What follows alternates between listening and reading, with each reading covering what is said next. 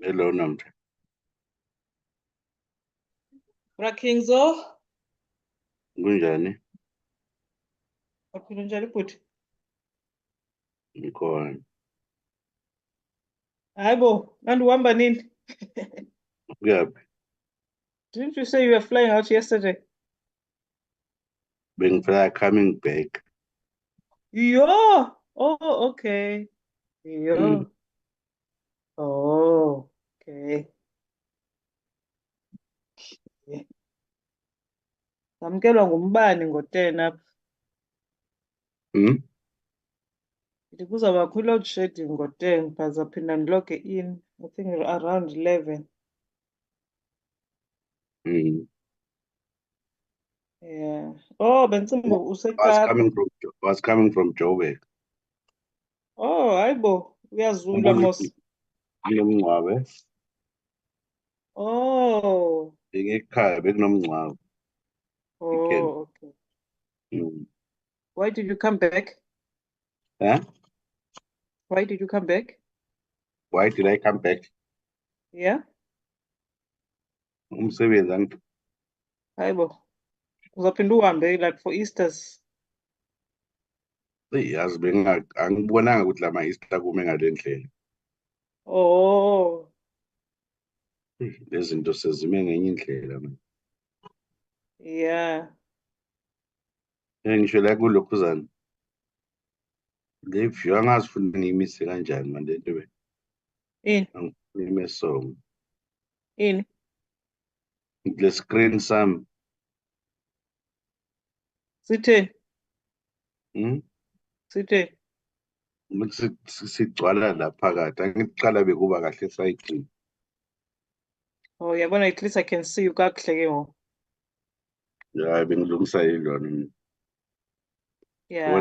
Mina hlale ningabonwa nini. Uhleli nabani apha? Ngiyi-one. Yabona manje awukho ngabe ngize namakhekhe yabo. Ah, yo, Yabo. amakhekhe amnandi. Uthini mfondini umama uNozabelo Braking? Eyu, usikhombisa iy'mali ezingakwazi ukuzifunda. Uthi uqala Khombisa nini? ngize ngithe mhlalo le mali lena osikhombisa ngile yakuhlula ulona uzuma ukuyifunda ehousing. Na Uthini kaloku Braking? Uthi uqala nini? ubowufonela umtshana umbuze bakhulumile naye. Ah, suka kasozathatha umtshana uNozabelo. Sozathatha umtshana. Well, Hayi, abazi noZabelo lo mtshana. bayazwana ngesitayela. Angithi akwethleva kwethu. Oh, Yabo. Sishaya ikhofi ngamakhekhe wena kumnandi ekhaya. yo, hayidana. Pholile kamnandi Braking. Wena uyaduka. Hey, I wanted to go home, but akho mali man. Hey, kuthiwa isister yami iyahlupha man, la sister. Yo. Yenzani ntawo ihlupha le yase Miss London. Yeah, litshayisa nemoto ngoku. Ah, kuya le. Mhm. Hey, hayi uyahlupha man. Yeah. Yo, uyahlupha. I thought I was gonna go home, but Abantwana. abantwana bayahamba yazi. Ufuna ukuthatha iyi-one ujangaza. Hey, I needed that break from them. Sure. Mhm. I needed the break from the kids. If ngiyagoduka, I can only go for Easters at least next week, but sajonge nemali uba imisa phi na, and kaloku I can't even drive down Braking. If flights is phaa koma 3,000. Hayi dura zidura. Yeyi. Wena Hayi ziyadura Braking and Joburg, wherever you are traveling, whether it's Joburg, whether it's Cape Town, Lokufly angazi sewe hayi uhamba yedwa. Awu, that's ukuthi why makabuye. ungakhipha 2 point something for i-fly survey, Uthi 2 point something. ama-seat awa-recline, awutholi needs. Ku-3 Hey. ngoku. 3 Hmm? now. 3 now. No, 3. lokungabi ne-competition, hayi no, sikasibulala man. Yes, sis. Hayi yasibulala makabuye uMengo ayikho le. Ubuya ngani? Hayi Hey. ikhona into ibibhaliwe bisithi ungathi ungabuyi.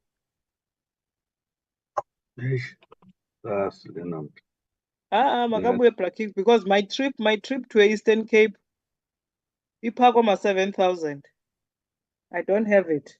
Um, When you get there, kuthiwa akukho nemoto. Like, yo, it's just so much. When we won. Hey, they won only because of El Xesha Braking. Hey, But because if I'll be right, I think in the next 2 weeks, phinde buyele because they know that people are traveling and mm, yeah. yes, yes. So No, I it's see. much. It's just too much, man. It's too much. It's too much. Kwenza i-course lana wangisafuna ukuye lokhuzana ngiyochitha amanzi. There's a co-host who attends the host. Yo. Ngikwenza i-course ngisafuna ukuyolona, Okay, sure. kuyochitha amanzi. Okay. Uzongifakela abantu la. Okay.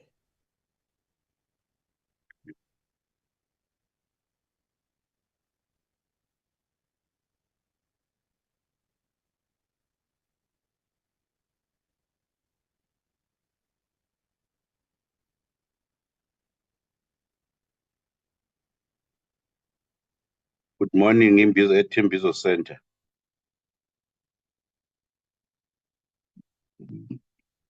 Hey, Braking. How are you, Mr. CEO?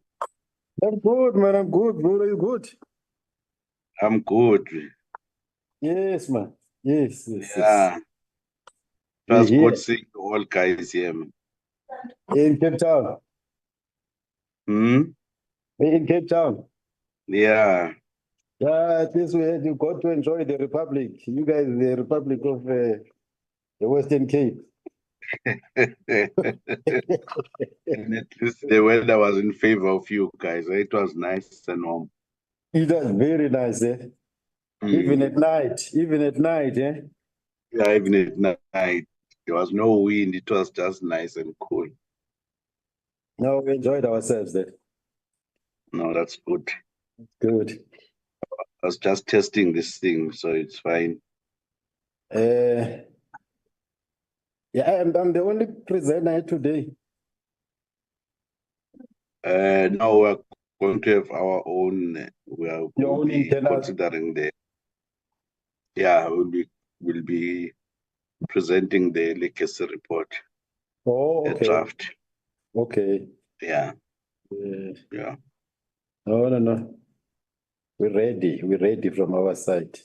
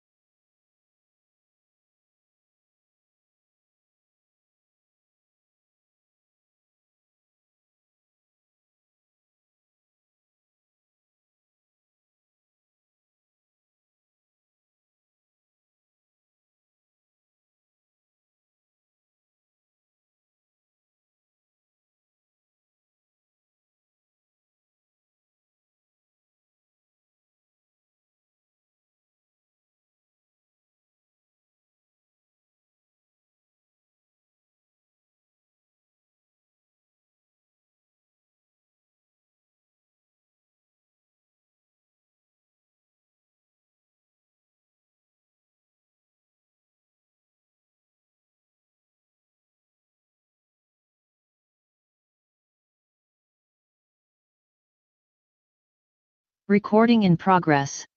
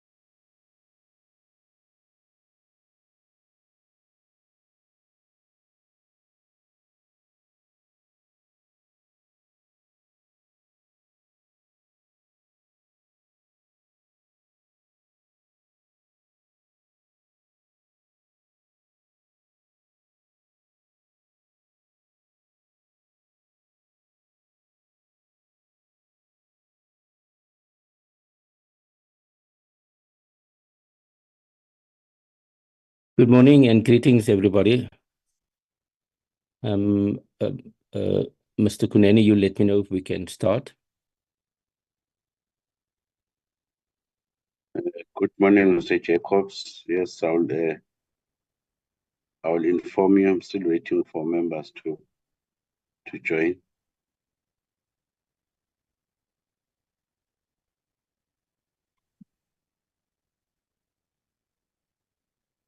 I greet all the honorable members on the platform. I see Honorable Kruger. Long time no see, my friend from the north, Canada.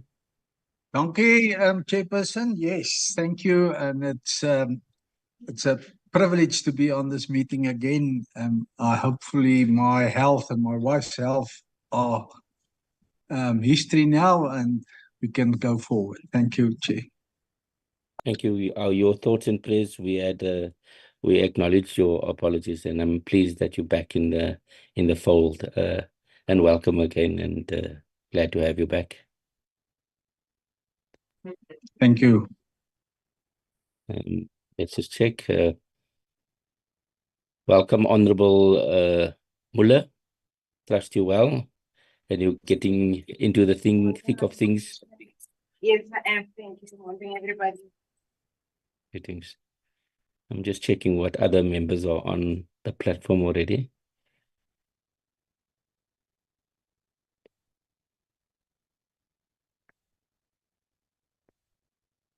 Nomta, are you chasing up members?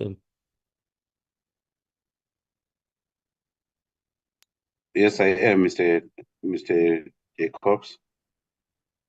Thank you.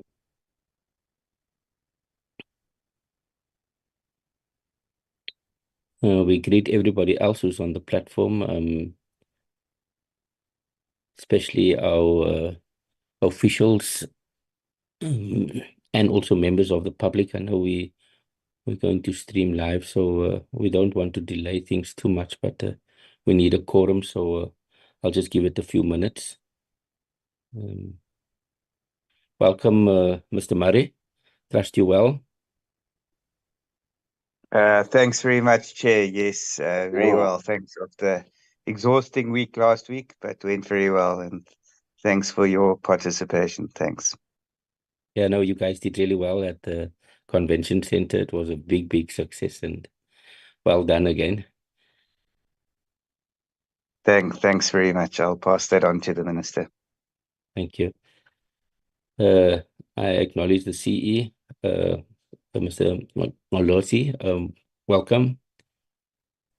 Good morning, Chair, and to the members. Thank you, and looking forward to the engagement. Thank you.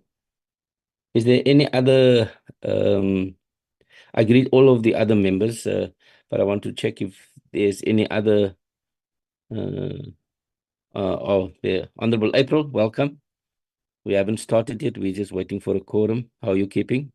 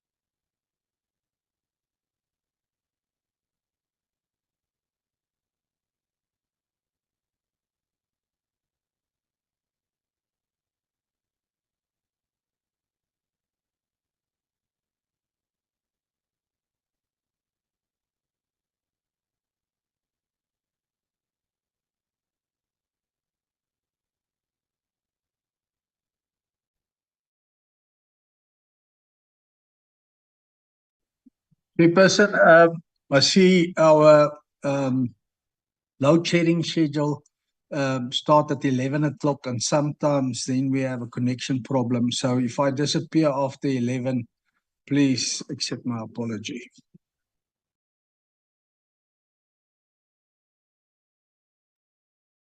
Honorable Kruger, noted, but we'll pick it up in the when we open the meeting formally in the apologies.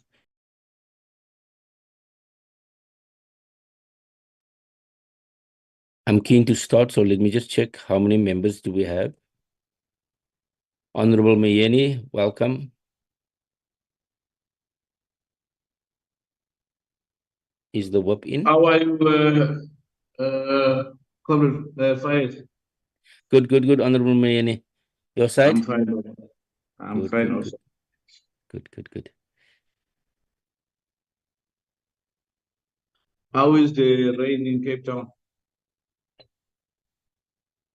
I'm looking outside. I don't see any rain. It's a beautiful day in Cape Town. I don't see wind. I just see sun. So we're still having summer this side. How about you in the KZN? Today, I think it's going to rain today. Oh, okay. Yeah. Yeah. But your rain is a hot rain, eh? It's a very It's humid a hot rain. rain. Yeah. You guys are quite busy there in the KZN. I saw you had by-elections last week, and the president also visited you last week. So you guys are quite busy. Yeah. No, good. Sure.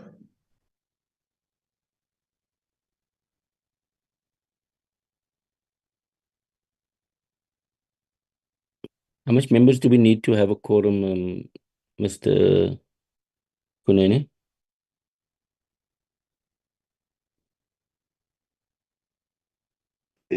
It's 6, Mr. Jacobs, I think. 6, yeah. Ms. Tlomelang has just joined. If you've got 6, then we can start. Okay, I'm good. just checking Ms. Tlomelang. I've just admitted her. Yeah. Okay, good morning, everybody, and greetings, all the honorable members and our guest. I think I will start by opening the meeting and welcoming everybody to the Portfolio Committee of Small Business. We also say a warm welcome to the people on the platform. Our apologies for starting 9 minutes late. It's not our culture. We would like to start things on time. So we will improve on our tardiness and hopefully also encourage members to log in at least 5 minutes before the time so we can start on time. Okay, opening is done. Welcoming is here. With the purpose of the meeting is we have 2 issues that we want to deal with today. It is getting a progress report on the oversight visit of Northwest, and also our first commentary on the legacy report, and then obviously at the adoption of the minutes. So with that, I welcome each and every member here.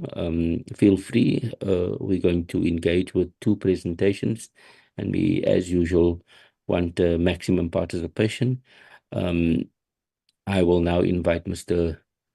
Kunene to take us through roll call and apologies. Thank you, Chairperson. Good morning, Chairperson. Good morning, honorable members who are in the platform. Good morning, colleagues. Good morning, CEO of Sefa and the officials from the department. Chairperson, in the platform, we've got you, we've got Honorable Kruger, we've got Honorable Mula, Honorable Mieni, Honorable April, and Honorable Tlomelang. Those are the members that are in the platform so far. And then I do have apology from the Honorable Zumula. And then I also have an apology from Honorable de Villiers, who indicated that he will be able to join at 10.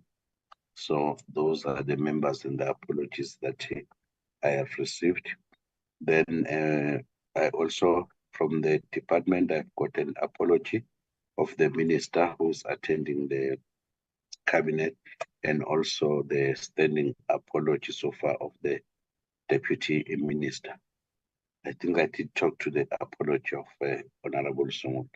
So those are the apologies and the members who are in the platform. Also, I think lastly, Honorable Croker indicated that he might have a load shedding, I think at 10 or 11. Then he requested to be excused should the load shedding start, or if he's not able to continue with the meeting. So those are the apologies that we have, Chairperson. Thank you. Thank you very much, Mr. Kunene. And with those apologies, we note the roll call and the apologies. I think from my side, I want to immediately go into the first presentation, which is briefing on progress made with regard to the resolution of the committee emanating from the oversight report. I want to invite maybe the minister's advisor. I'm not sure if the DG is here, the chairperson of Sefa, and then if not, also I assume the CE will make the presentation. But let me start with the ministry. Mr. Murray, is there any opening remarks, and you can lead the team in the absence of the DG?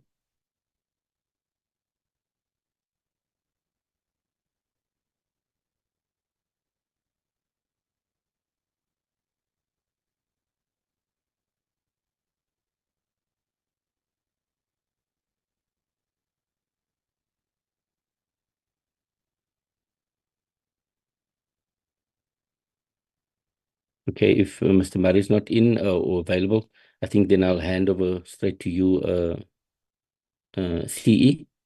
The platform is yours. Thank you, Chair. Good morning to the honorable members and colleagues from the department.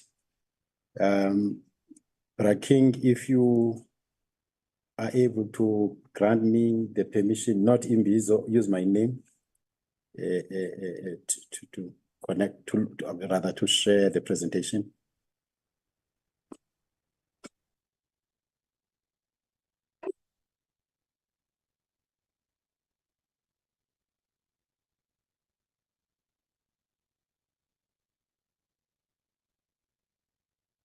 Not yet granted.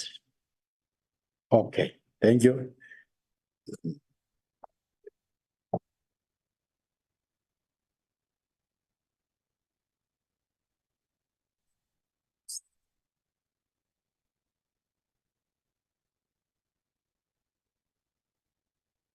Thank you, Chair. I'm just trying to, yes. There we go. And now I must move.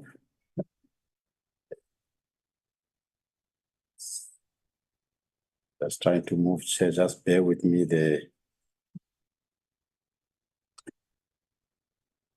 Something on my screen that I'm trying to get rid of. Thank you.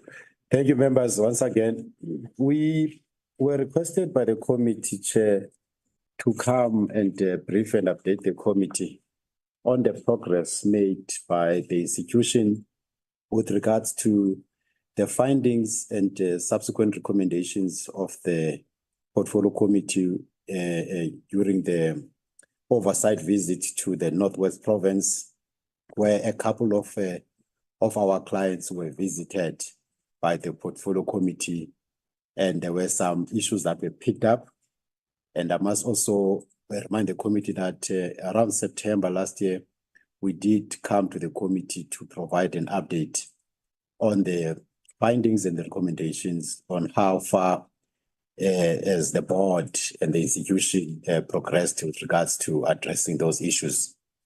And today we're focusing mainly on the issues around one of our intermediaries who actually fraudulently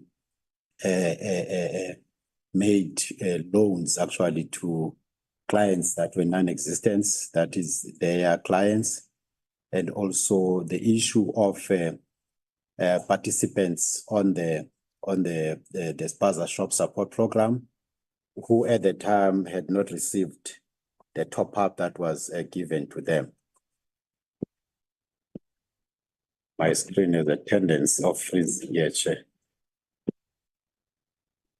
See, just bear with me when I try and find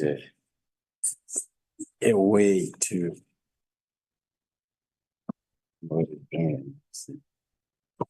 There we go. Thank you, Chair. The first item on the agenda will be the Spaza Shop Support Program, followed by the intermediary that I referred to, called IntelliMatch Financial Services, in short, IFS, and also just to touch on some of the interventions that we've actually put in place as part of the lessons learned since that visit. Starting, Chair and members, with the Spaza Shop Support Program.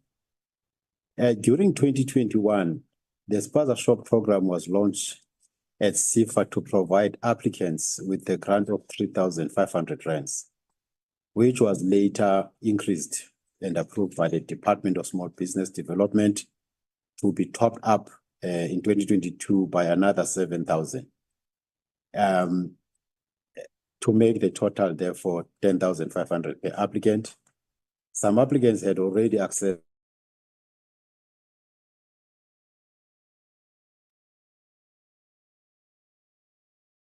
thing happening here. What's happening?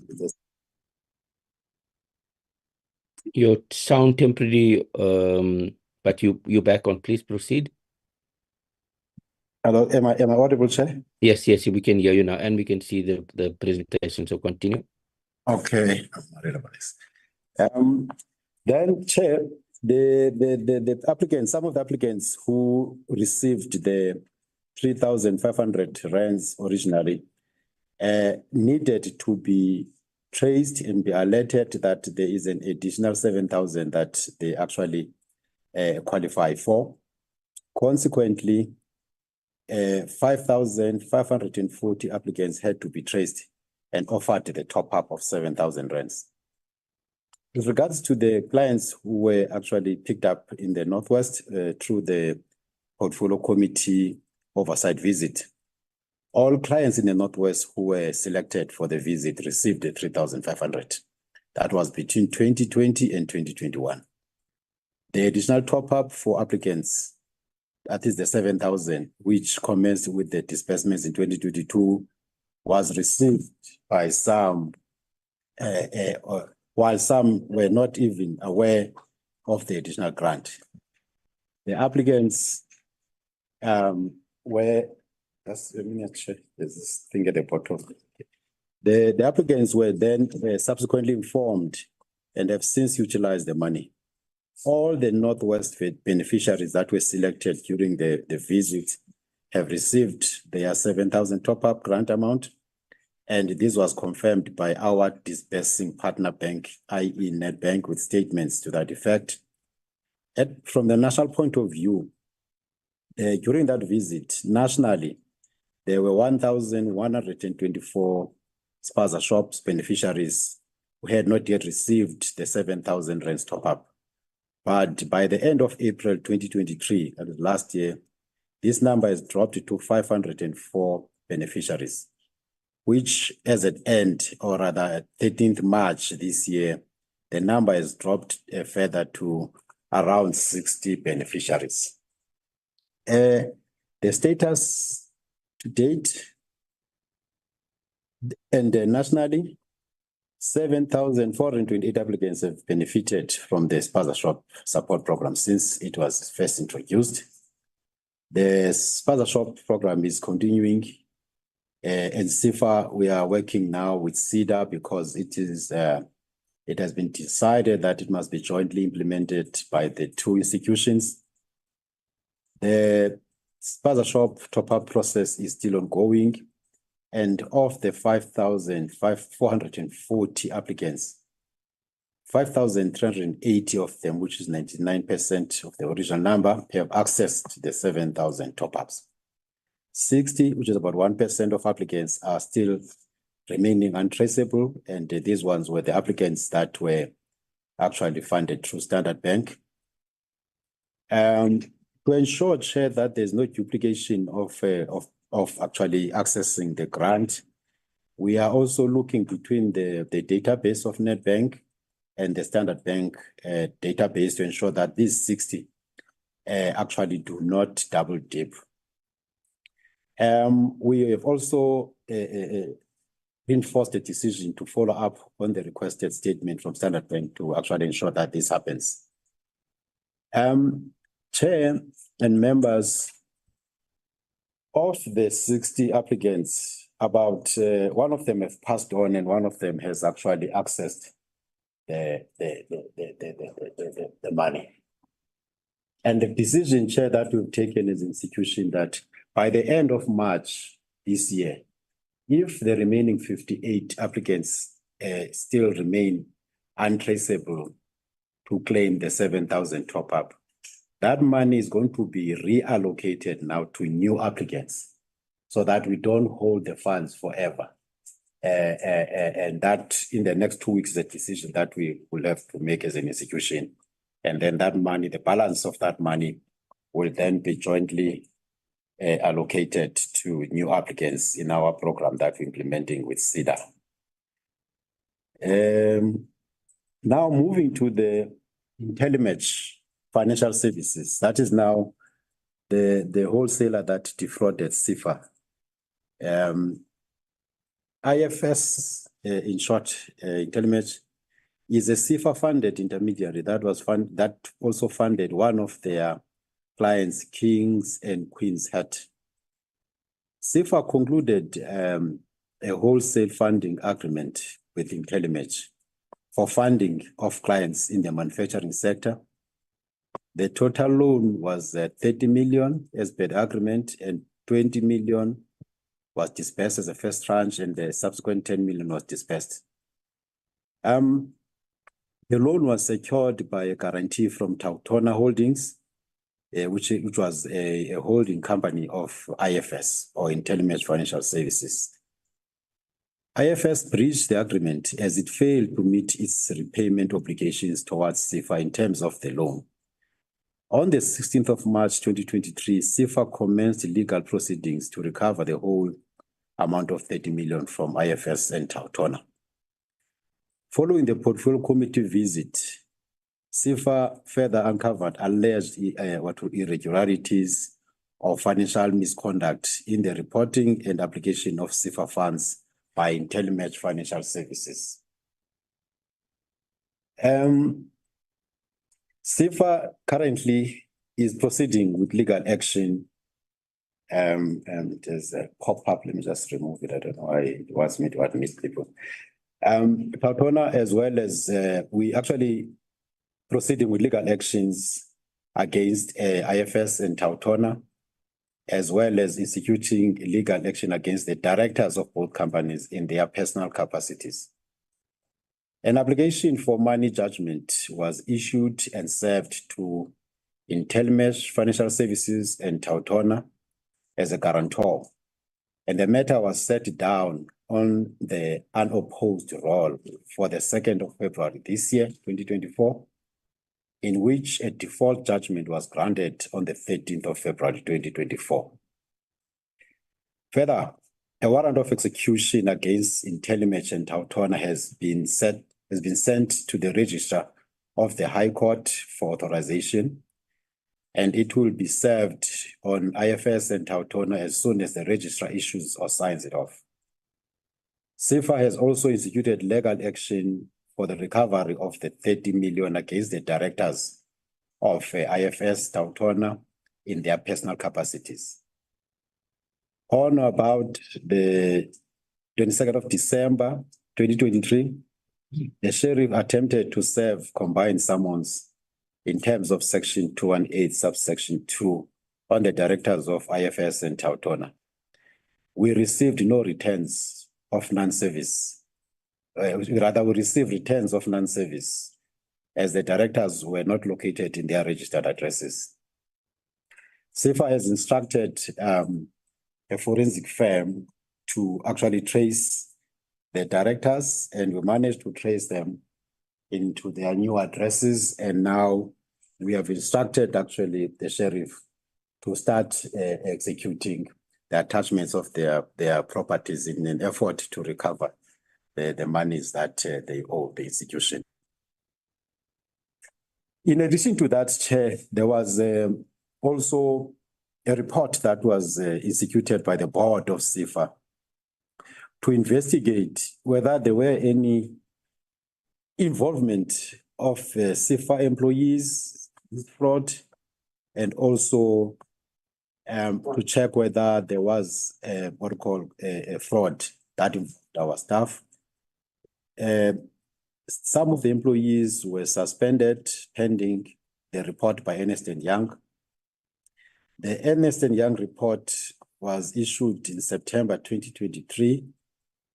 And at the same time, we opened a criminal case against the directors of IntelliMatch with the South African Police Services. The reason being that Ernst & Young Forensics could not access the bank accounts of these directors. Therefore, we needed now the police, particularly the Hawks, to follow the money to check where else did the money, that 30 million after it was dispersed, did it go? Did it go to any of the Sefa employees? Did it go to any other person other than the clients that it was intended for?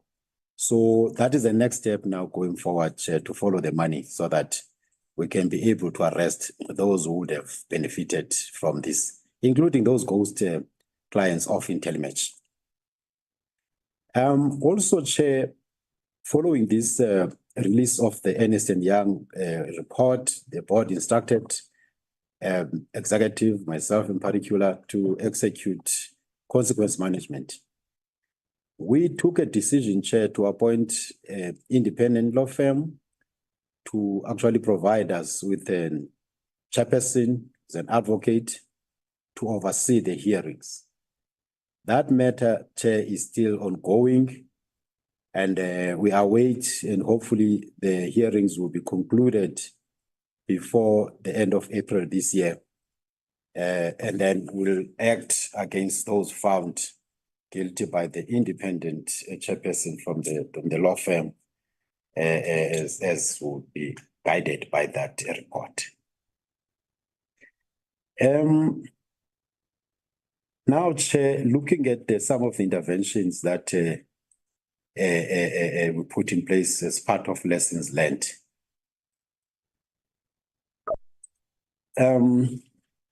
Number one, Spaza Shop Support Program. We have redesigned our Spaza Shop Support Programs, and we are implementing this newly redesigned Spaza Shop Support Program with the CEDA, and also in preparation for the merger of the two entities.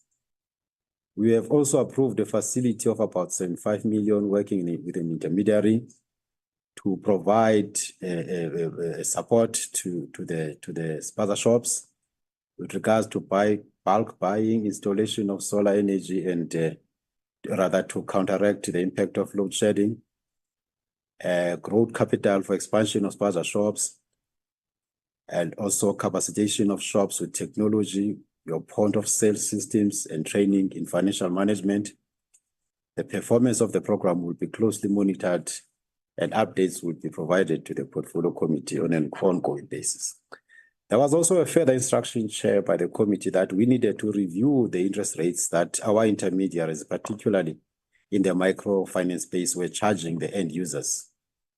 We actually initiated that study internally as Sefa, and we picked up the outcomes initially showed serious financial implications on the side of the state, as we would have to subsidize those end users and also assist the intermediaries to carry the cost of lending, because the cost of lending for smaller loans is very, very high.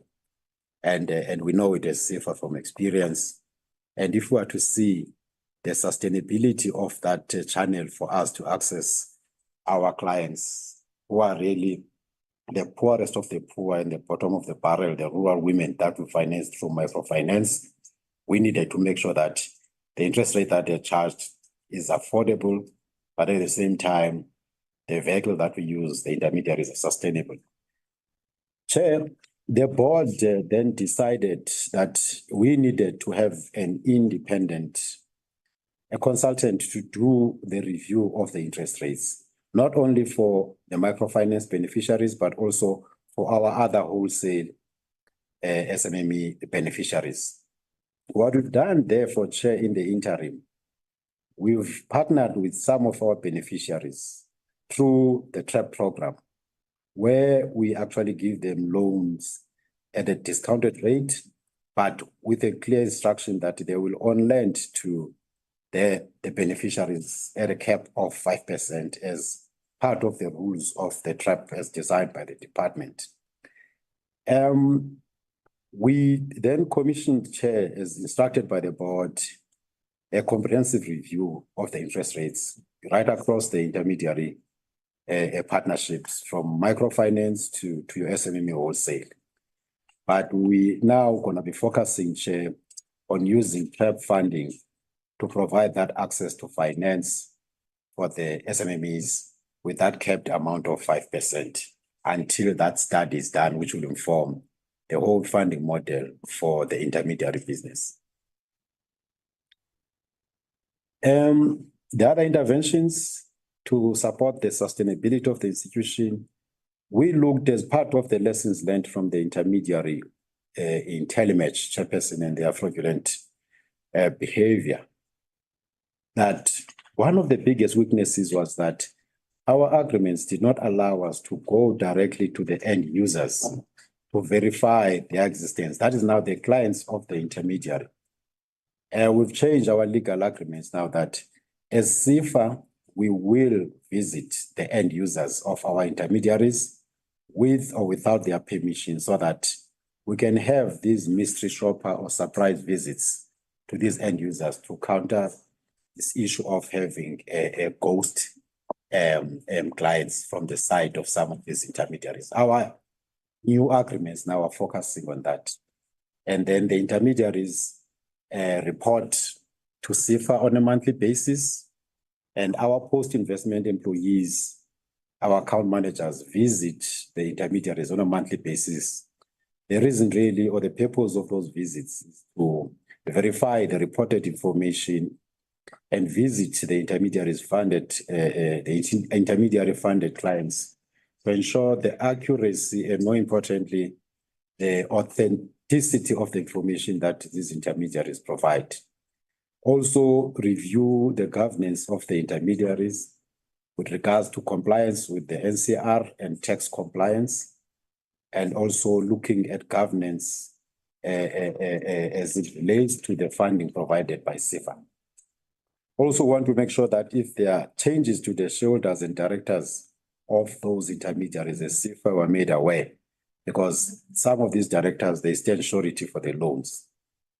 We provide Chair and members monthly reports to the board on the performance of the intermediaries. I must say, Chair, we are also looking at having sector-focused intermediaries, because one of the best lessons learned is in the microfinance. Your intermediaries like Sefa or Small Enterprise Foundation and Pagamani, we've been working with those intermediaries for the longest of time. I mean, Sefa has been in partnership with Sefa for more than 20 years, since the inception of Kula. And we've never had this fraudulent conduct. With SMME wholesale, that's where you pick up a lot of fraud. And in the main, you've got a lot of fly-by-nights who want to play in that space. We're saying now we want to use a much more sector-focused approach in these intermediaries, like we do with the microfinance, so that we've got partnerships that are long-term, sustainable, and that are built on trust to counter all these activities. Chairperson, that is the story today, and we'll ask the committee to note the report. Thank you. Thank you very much, CE, for that report. Members, there you have it. This is progress report from Sefa on the recommendation that we had done in our oversight visit to Northwest.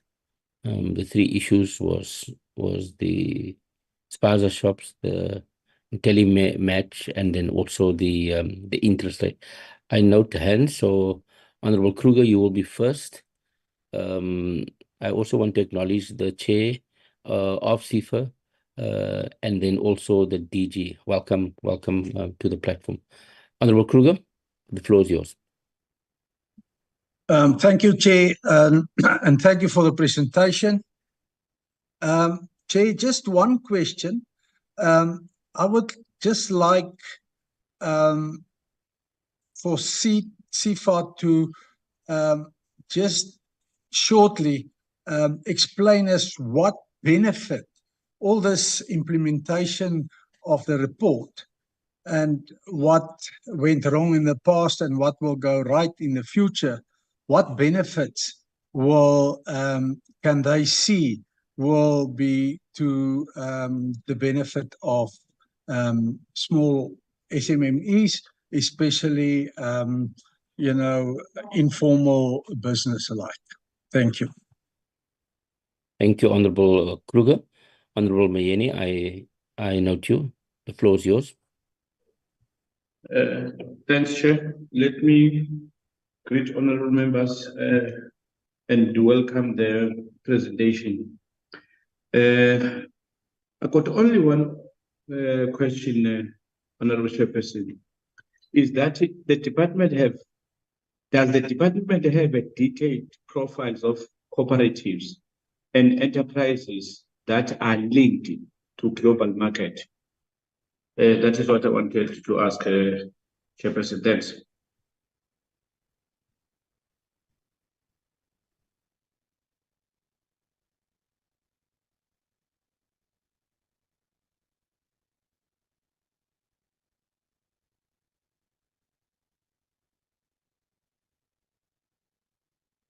Honorable Muller, you next. Thanks, And then Honorable Honorable Chair. April. Thank you, Honorable Chair. Thank you, we welcome the report. My question that I wanted to ask is, all clients in the Northwest who were selected for the visit received 3,500 Rand between 2020 and 2021. The additional top-up for applicants, which was 7,000 Rand, commenced with disbursements in 2022, and it was received by some, and some were not even aware of the additional grant. Can you please provide a detailed explanation on why other clients were not even aware of the additional grant? Thank you for that, Chair. Honorable Chair. Honorable April.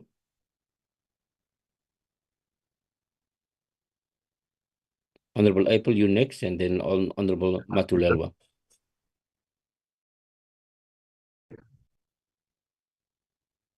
Chairperson, am I audible? Yes, I can hear you now.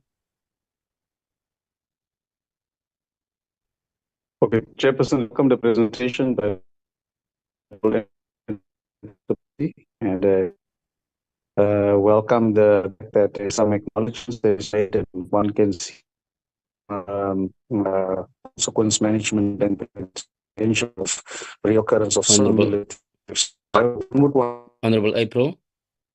The sound is not coming. No. The sound is not coming through clearly. Can you hear me better now, Chair? Let's see. Let's try again. Okay, go for it. My question is, Chairperson, I want to welcome the presentation, and then I want to ask, how is Sefa planning to provide opportunities for the vulnerable people living in rural areas like in the Northwest and in the Northern Cape, our peri-urban and our township areas, through improving post-investment and monitoring funded enterprises? Also, not forgetting that the scourge of load shedding that it has had a big effect on many of the Sefa clients in the urban areas. What is Sefa planning to do in terms of those that cannot afford to repay their loans, as it were now, due to the load shedding that has affected their businesses? That is my question. Thank you. Thank you, Honorable April. Honorable Matulelwe, you next. And welcome. Thank you very much, Chairperson. Greetings to honorable members and all our colleagues in the Portfolio Committee. Mine is not that long with Sefa. I'm very, very in hurry of the implementation of the bill that I believe that is going to answer all questions that we have. For now, what I wanted to say is that can Sefa give us a breakdown on damage control or on some of the issues and similar in all 9 provinces, the ones that we got in Northwest, and then can they bring us a report on all spaza shops that were given 3,000 instead of 10,000, and then if they did fix everything, they must give us names and details of all spaza shops with a fixed their report must be tabled like this. These following spaza shops in Gauteng, Eastern Cape, and everywhere else in KZN, they had a similar problem with the spaza shops in Northwest, 3,000. Then later on, their 7,000 was top up. And then we want that progress report, and also in particular those we visited in Northwest. You remember there was a big farm where we did not find a owner there, and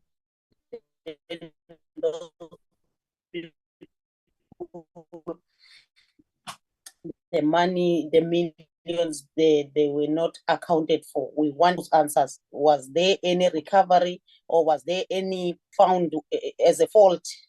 We remember all wherever maybe they will answer with Northwest and then give us an overall report in all provinces. Thank you very much, Chairperson. Thank you. Thank you, Honorable Matulelwa. I recognize the whip, Honorable Tlomelang.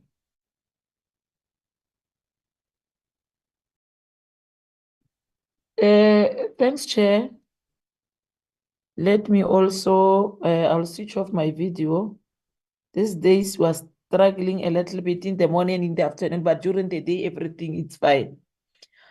I just want to acknowledge and appreciate the presentation. And indeed, one must indicate that thus far we are pleased with the progress, but there's still a lot of work that can be done, Chairperson. You remember during this presentation, we have number of resolution in our previous meeting.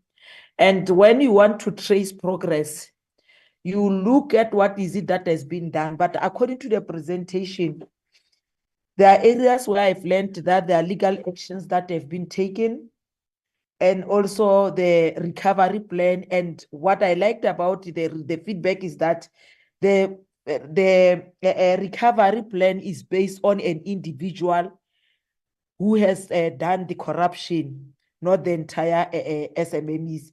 Now, also I've captured the issue of there will be a plan of returning or regaining that money that was misused by individuals within the SMMEs that were supposed to get assistance from the help.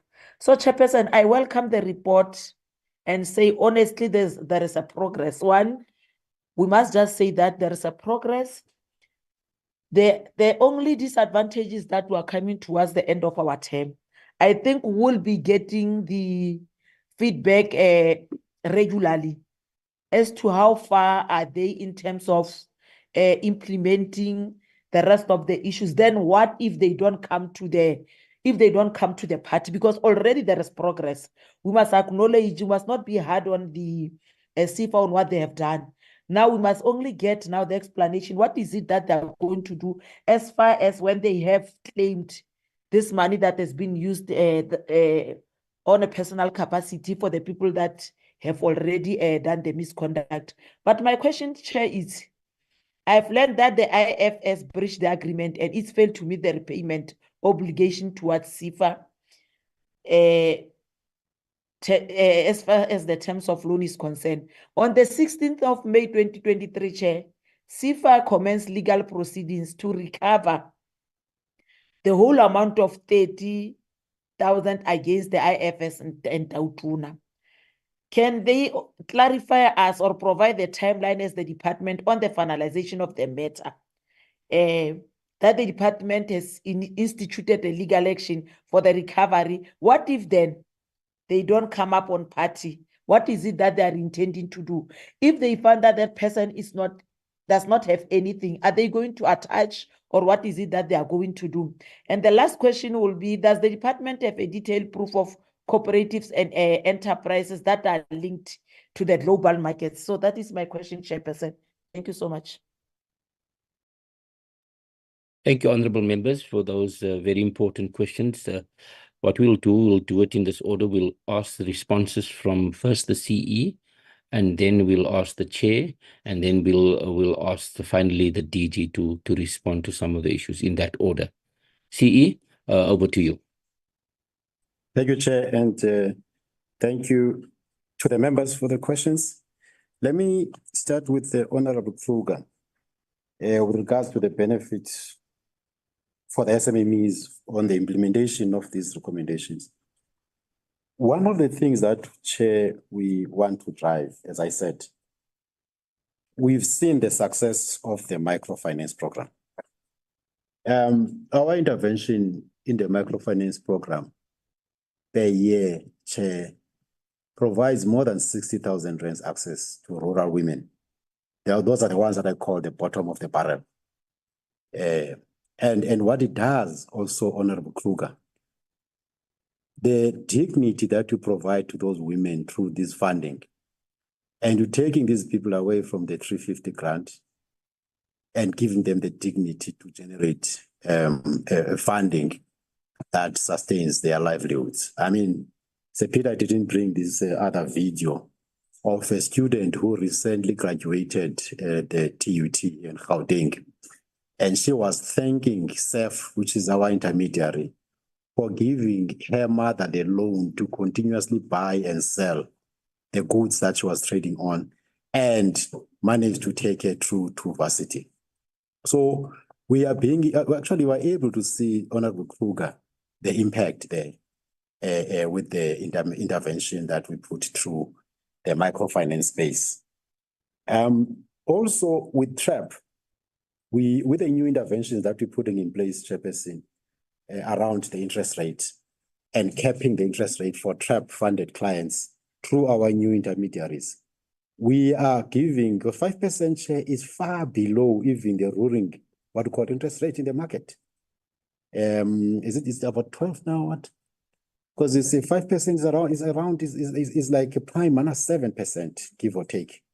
You know, that is going to give access to affordable funding to those rural women and males, let me say, Honorable Kruger, through those interventions. So the oversight role played by the committee really highlighted issues where we needed then to change the way we do things. I'll put it that way, Honorable Kruger. And the testing is in the pudding, I must say, but we're seeing the results already. Then I'll leave to the department the one of linked spaza shops to global products. Honorable Muller, the issue of the clients in the Northwest, all of them, as I articulated it in my presentation, all the Northwest clients received their money. And we have statements from Partner Bank, NetBank, to prove that effect. Those who were not aware that there was money, because what we did, we dispersed funding or we transfer funds to our partner bank, NetBank. You will ask why were we not doing it ourselves? The banks have got a better footprint than us as Sefa in the country. So they are much more accessible physically for our people in various parts of the country. So the money was credited into their what we call bank accounts, because NetBank gave them what we call closed loop cards. Those cards are the cards that they use to procure goods and services on specified and selected what we call wholesalers. Now, what happens is that, as you will know, honorable member, when money gets into your bank account, you get an SMS. But the challenge we faced with a majority of these clients, they change these pay-as-you-go SIM cards. The bank sends the notification, the person is no longer using that SIM card. That's what complicated the lives in this regard. We tried to use the emails, and the majority of them, they use Gmail. They don't have the resources to have their own personalized email addresses. And we picked up the same issue that people have more than one email address. And now we had to go further and advertise in local community radio stations and local newspapers to alert people that please go and check your bank accounts. The money is in your bank account. And finally, they accessed the money, and all of those in the Northwest accessed it. I did mention, Chair, in my presentation that the national figure of those what we call spaza shops was also reported upon, that we had about 5,440 of these applicants. And this is a national figure now, Chairperson. And 5,380 of those applicants have accessed the money, which is 99% of the original number. And only by now, 58 of them that are untraceable. And I even said, Chairperson, the money for those 58 now is going to be transferred to the new applicants, because we can't keep on tracing somebody for 2 years for a grant, because now you are denying access to finance to those who are ready to access the funding. So yes, the national numbers have been actually touched, and we're closing those 58 by the end of this month. And SEED has already advertised the new program that we are doing together, and we'll be processing new applicants. Honorable April, I did touch upon in my response to Honorable Kruger on how we're going to provide opportunities to rural people. And I spoke to the TRAP program, the new TRAP program, and also spoke to the microfinance program and the interest rate that we're cutting now to 5% for those end users. With regards to those applicants who are hit by load shedding and they are unable to meet their financial obligations, what we've done there, Chair, we are restructuring those loans. Because some of them we bought these generators so that they can operate during load shedding. But what we picked up is that the cost of fuel actually becomes a disincentive for them to run these generators. So we are looking at a number of interventions to assist them to sustain their businesses. One of them is to restructure the debt and give them a longer repayment period so that the debit, what called the repayments amounts are lesser until ESCOM one day is able to give us guaranteed security of supply of energy. But we will be putting those interventions in place internally and also looking at the other alternative sources of energy to keep them operating. Honorable Matulelwa, I spoke to the issue of the spaza shops and the numbers nationally. And also, one thing we didn't provide are the names, which we are really willing to do that because we have the names and the ID numbers of these beneficiaries working with Nedbank, and that can be provided, Chair, also. But those numbers are the ones that I spoke to in my presentation. Honorable Tumelang, the issue of the legal process is, honorable members, once it goes to court, we know it is beyond our controls. And we're happy to get that judgment, in February this year. We were anticipating that it may come through later this year, but we were able to push until we secured that judgment. Now we're working to attach the assets of those directors. So it's a process, Chair. Once it becomes legal and it is in court, we have very limited control to push it. But we are clear in our minds that the starting point is to recover the 30 million.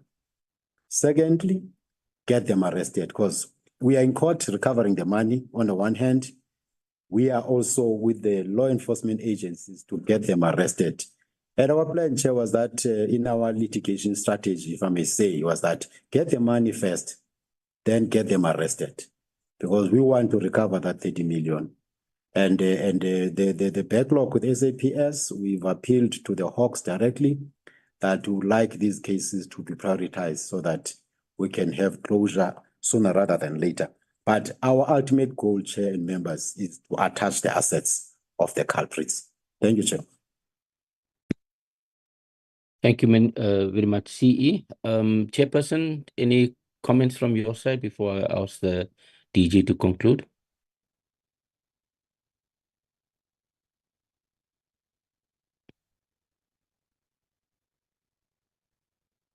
Mr. Bonakele? If nothing, if there's no additions, then DG, over to you. I'm so sorry, Chair. I was struggling to unmute. Welcome. Thanks very much. And I'm sorry I joined late. I was battling to join, but I didn't miss much because I'm familiar with the presentation. I think I'm just going to touch on maybe three things very, very briefly. The first one is the spaza shops. You will recall that I joined this board about 4 months ago, and before that I'd been with the Competition Commission, and we had produced a report on the spaza shops and how we thought they could be empowered, especially locally owned spaza shops in townships and rural areas. And we've asked management to go back and provide a comprehensive and sustainable spaza shop support system. So, I mean, it's okay that we're giving them now a once-off kind of cash to offset their losses during COVID. But what we want is a product that will make them competitive against foreign-owned spaza shops and really sustainable working with our community. So we don't want a once-off transaction with a spaza shop. We want those spaza shops to actually have an incentive to register with Sefa, because once they are on the Sefa program, they are going to get a sustainable support. So I literally want every spaza shop to have a Sefa card. And once they have that Sefa card, they have access to discounts that we would have facilitated and in some instances even funded from wholesalers. I want them to be organized and as an almost single buyer group. Once you are in the Sefa program, we help you to purchase, to bargain.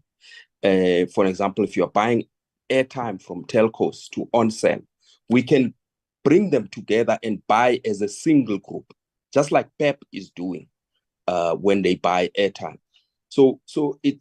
We're not looking for a once-off. We really are looking at them, for example, having access to the same distribution centers. If we're looking at a township like Soweto, we want working with entrepreneurs to put a single distribution center there that will be able to supply our spaza shops. We're looking at developing systems, for example, that could be able to manage their inventory, their stock, and so on.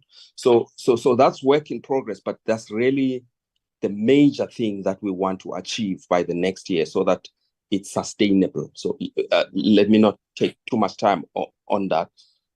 The second thing I wanted to mention was with these intermediaries, the CE is right. We're seeing a lot of fly-by-nights. But the answer is also not to prevent new entrants from coming in, because there are new, mainly Black-owned intermediaries that are coming into the picture. Just yesterday, we were discussing about how do we support these without exposing ourselves to corruption. And one of the things we need to do is to create capacity within Sefa to work with intermediaries. I mean, intermediaries are manageable because there are not too many. If we have 15 of them, we have a unit that is specifically looking at at them.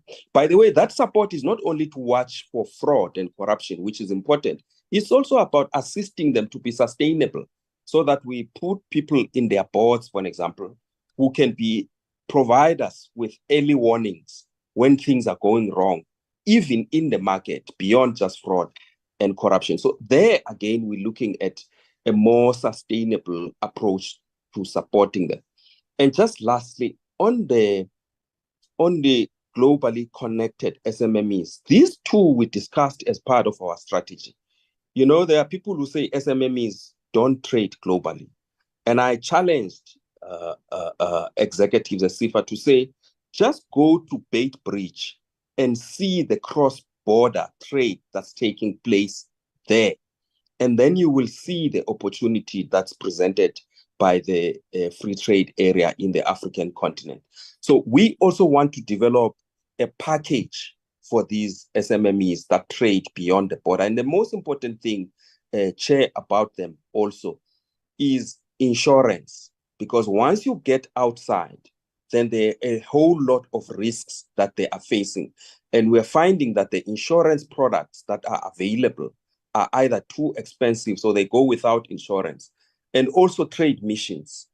Trade missions tend to target large incumbents, and there's not much thinking about incorporating SMMEs into trade missions. But we think that there's a huge opportunity in the continent, especially in SADC, to promote cross-border trade to SMMEs. Thank you, Chair. Thank you so much, Chair. DG, you will have the last bite on this. Thank you very much, Chairperson, and greetings to you and the members. Firstly, I just want to commit that as a department, we will continuously monitor this specific report, but also other work that as part of our oversight role, but also other work that is being done at Sefa and also at SEDA, but specifically because we are talking about Sefa, so that we can monitor and make sure that all the commitments that are made here are implemented. So through our entity oversight unit, we will be able to do so. But specifically, Chairperson, on the issue of the cooperatives and SMMEs that are exposed globally, for this financial year, we had targeted 200 SMMEs and cooperatives to be exposed. And currently, as we speak to date, we are at 187, which is below the 200. But next week, we have Mauritius and London that is planned, and that will take us actually beyond the planned 200. But again, we are also going to submit the list so that we don't just talk of numbers. We will be in a position to submit the list of those specific cooperatives and SMMEs that are exposed. Thank you very much for the opportunity, Chairperson. Thank you, colleagues. I think if I can also just put my voice in the room, I want us to, as members, acknowledge the role that we collectively played in bringing oversight and ensuring accountability. So I want to first thank all of the members across all the parties. When we visited Northwest, we saw there was a lot of problems, lots of challenges. I see Honorable Tulelwa coming in, so let me give you another chance. I wanted to wrap up on this one. Tulelwa, Honorable Tulelwa. Oh, thank you, Chair. Sorry for interruption, Chairperson. I just wanted to say that we need that farm. We saw that farm. It can be utilized in a position where I had the response from Sefa that I did see that is produced by the department, whatever, in the under government, and then be given to people as part of the monitoring that the DG was talking about, and then it be monitored. We need a government to a plot of a tomato It can't be correct. So I just wanted to say that in part of the assets, we need that farm, because that person did not show a remorse or anything that is interested to give accountability to us as the parliament and the people that the money is being passed through us. So that's what I wanted to say. And also, Chair, I don't want this meeting to go down as if we are happy with the intermediary thing. This intermediary thing, I would suggest that if it's possible, maybe inside the department, can't we do a intermediary part as the department on behalf of our people, that rather than giving people and facilitating private people to be intermediaries? I don't agree with this intermediary part, Chairperson. Sorry to interrupt, and thank you for the second chance, Chairperson. Okay. Thank you very much, Honorable Matulelo. I was going to pick up the farm issue, but let me try to do a quick summary. So my first point I wanted to make was the importance of oversight, the importance of this portfolio committee. It was through our interventions as a collective, through our recommendations to the department, that we see now policy changes and shift. And I think there is room for improvement, but I think general people are happy with the progress made. I think, Chairperson, we as the portfolio committee is very interested in the report on empowering SPAZA across the country. So we are keen to maybe be part of that. We also note the progress on the SPAZA shops. When we went to Northwest, it was a big problem because informal traders were to go to, I think it was the big town of Rustenburg, traveled exorbitant amounts, and it was just a mess. But things are seeming to be better now. We also want to ensure that our SPAZA shops are owned by South Africans. And so I think we are keen for a rollout.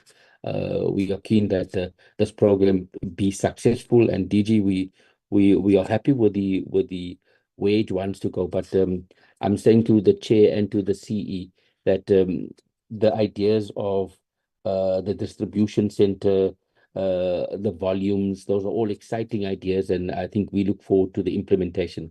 7,000 Rand is just a start, but we're glad that there's now solar energy incentives, there's a cash register, there's those incentives for small business to ensure that they are sustainable. But I think the buying power and the distribution services is additional services that we as government. So hopefully there can be a new chain where all of these SPAZA shops can buy from one South African owned entity and serve our communities. And so that we look forward to the future on the SPAZA shops. It is important. We're saying that we want to buy local, and our townships also must be owned by locals. And we also don't want our big multinationals to encroach in the space of our small businesses. We want to protect and regulate and ensure that our small business is covered. With regard to the getting back of the money and in Telematch and Tautona and the default, I think we acknowledge that we follow the money.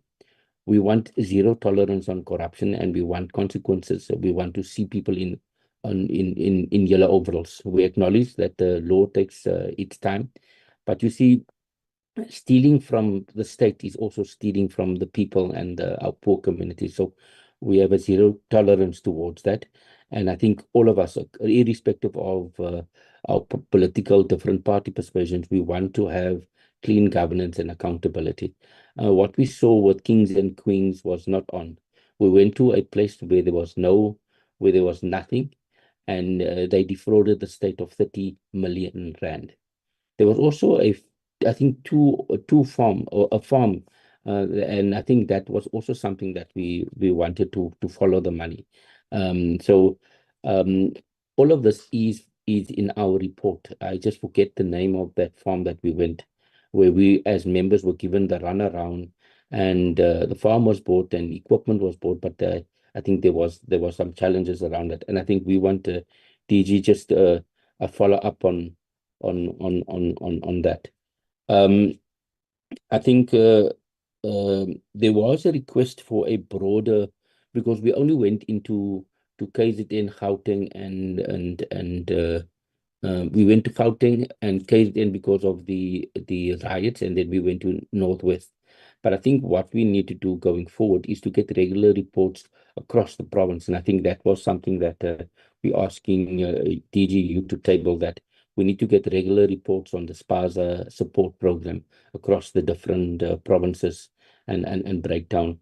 I think we note the resolution that most of it is covered, and the 60 outstanding is not coming forward. So if they're not coming forward, maybe your approach of putting that money to new 60 people is a considered approach. I think we will watch the space around the microfinance, and so I think we welcome that access to finance. We want affordable finance for our people, and our first big bucket is the banks. The banks give more money to consumer goods. So if I want to buy a big Ferrari of 2 million rand, they will give me credit quickly. But if I want to buy a tractor of 1 million rand, they won't, because I don't have collateral. And if they give, the interest rates is quite high. And so we appreciate the role that our department is playing, because we do provide affordable finance to our people. 5% is amazing. I wish I could get a loan for 5%. We're not allowed to, but that is an amazing rate, and we want to commend the team, minister, and the team for pushing this out. But more South Africans must get the benefit of it, and we need to encourage South Africans to pay the loan back. You know, if it's just like NSFAS, if we don't pay it forward, if I get a loan of 30,000 rand for my spaza shop or anything else, and I make money and I'm able to pay the 5% loan off, then there would be another person that would be able to get the money. So the impairment rates is important. So we want to encourage that this is not SASSA, this is not free money. This is entrepreneurial money. It's how government wants to enable and empower and to give a hand up to our people. So I think with that, we want to note this report, and we thank the team for presenting, and also for all the members' input. And it also shows the power of oversight and accountability. Thank you, members. Thank you, DJ and team. I think we'll then move off to this from this point, and feel free to stay in the platform, or we can excuse the team from the department. But thank you again. I'm going to immediately move over to the next item, which is the first draft of the legacy report. Colleagues, I'm going to ask Mr. Gumede to take us through this report. So this is the report that we're going to submit to Parliament and to our people as an account of what we as this portfolio committee has done in the last 5 years. So the report, I'm sure it's very extensive, and we'd want members to engage with it. And hopefully we will get also inputs. It's a living document, and we want to thank the team led by Mr. Gumede for this draft. Hopefully you will acknowledge that it is an accurate reflection of the work that we've done, and we'd also want you to give your inputs so that we can enrich it, and hopefully just sign off on it next week. But over to you, Mr. Gumede. Thank you.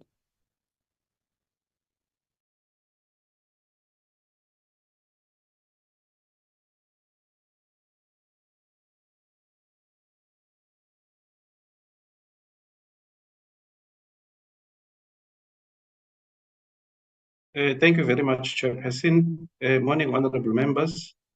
Let me quickly open this report. I thought it was opened already.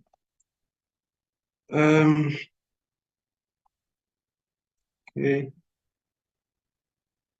I hope it's showing on your side, honorable Chairperson. Yes, I can see it. Please proceed. No, that's fine. Chair, this is the draft report. It's a preliminary report that I've prepared for the members. The report is not taking into account Sefa responses that we received, I think, the day before, inputs from the members themselves, which is basically this is an opportunity for the members to make any amendments, alterations, changes, subtractions in the report. There is also one or two information that needs to be incorporated that I would have received from my colleague King and Mr. Dodo, particularly the master's attendancy. So that's where we are. The report is about 42 pages long, not very long, considering that there are tables in the report. In terms of the overview, Chairperson, the report is divided into two sections, which is the executive summary and the main body.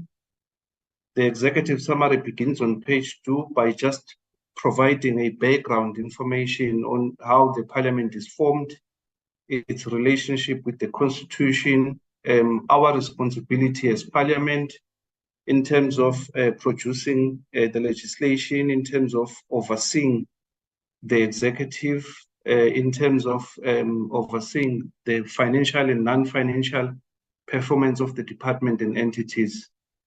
On page 3, it also reflects on the committee programs per year and on whether the objectives of such programs were achieved. We give just a highlight, Chairperson, to say the committee reviewed its 5-year strategic plan and prioritized 4 crucial areas that it sought to deliver on. We call these thematic areas at the beginning of the term. We looked at the access to finance for small enterprises, access to markets, including constantly monitoring developments in the procurement bill, bureaucratic red tape, as well as premises and infrastructure. We did a number of engagements with the sector, for instance, your Sanako, your NASA, your Sakoba.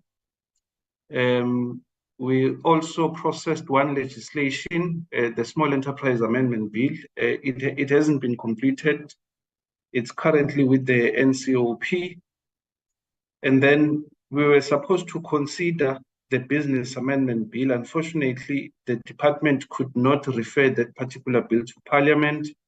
However, it is currently with the Office of the Chief State Law Advisor. Hopefully, we'll be able to consider it during the seventh Parliament. In processing the bill, the National Small Enterprise Amendment Bill, we also delivered on one of the critical deliverable of Parliament, which is the public participation. We received oral and written submissions, which we considered from the stakeholders, from the government, from the academia, and from the industries, to mention just a few. Due to the advent of the COVID-19 pandemic and also associated reprioritization of budgets, we were only able to perform just one oversight visit to Northwest Province. We also performed one fact-finding visit in August 2021 to the provinces of Gauteng and KwaZulu-Natal, following the civil unrest that befallen those two regions in April 2021. Chairperson, overall, the committee did well, although it did not achieve all of its stated objectives due to circumstances beyond its control, such as the referral of the Business Amendment Bill. It was one of our target deliverables, but unfortunately, it was not referred to a Parliament, as I've indicated earlier on. In terms of the committee focus areas during the 6th Parliament, it was really the implementation of the key deliverables that were flagged during the 5th Parliament Legacy Report. It was to meet the obligations to oversee the application of Parliament's strategic plan for the 6th Parliament and associated annual performance plan. It was to process legislation, to carry out stakeholder engagements with numerous small enterprise representatives, big business, and we also had expert testimonies from time to time by inviting experts in areas to present to the committee as and when necessary. It facilitated public participation, examination of DSBD work, including the agencies, through the budget review process. We also look at the introduction of practices of engaging the entities of the Auditor General. They were very instrumental, Chairperson, during the consideration of the annual reports. Key areas for future work, we look at strengthening of the committee capacity for oversight through the adoption of a committee strategic plan and annual plans to direct the committee's oversight. This is now for the 7th Parliament. We should also prioritize regular reviews of the committee's progress as far as achieving identified objectives. Periodic and impromptu visits to the beneficiaries of the department and entities, financial and non-financial support. In particular, the committee is overseeing a number of programs geared towards providing financial support. Honorable Chair, these require continuous monitoring. The fact that only one oversight visit was conducted only in 2023 is an indictment on Parliament's oversight mechanism. Filling of vacant posts, which is often the source of underspending and underperformance by the department, it's one area that should be looked into during the 7th Parliament, as well as the finalization of key legislations, policies, and strategies that have remained incomplete since during the 5th Parliament. The department should address issues related to its vacancy rate, as it has an impact on its budget and oversight functions. And the last one, Chairperson, we observed the regression in terms of the audit outcomes as reported by the Auditor General. We therefore say this is one particular issue or intervention that the 7th Parliament would have to pay particular attention to during the next Parliament. Key challenges emerging. There are deficiencies in the current oversight paradigm that have a direct impact on the pace with which the committee would want to see service delivery hastened or increased. Chairperson, in South Africa, legislative organs have a constitutional obligation to scrutinize and oversee executive action and any other governmental organ, and on the basis of that, make recommendations. We are observing that the slow pace and in some instances, outright failure by both the department and entities to implement committee recommendation has proved to be a source of frustration, not only for our committees, honorable members, also for other committees of Parliament. It's a trend across committees of Parliament. Recommendations of the committees, unfortunately, have no binding effect. Accordingly, there is always outstanding feedback on the recommendations submitted to the department and entities. Increasing budget cuts and government-wide cost containment measures constrain the capacity of the department and entities from fully implementing their mandate. Compact parliamentary program partly constrain the time available for the committee to conduct follow-up site visits. Like I indicated earlier on, honorable members, we only did one oversight visit during the current term of Parliament. Therefore, in terms of recommendations, over and above the ones towards the end of this report, Chair, we are saying the Parliament should consider developing a system for the facilitation, monitoring, and tracking of executive responses to the committee recommendations and resolutions.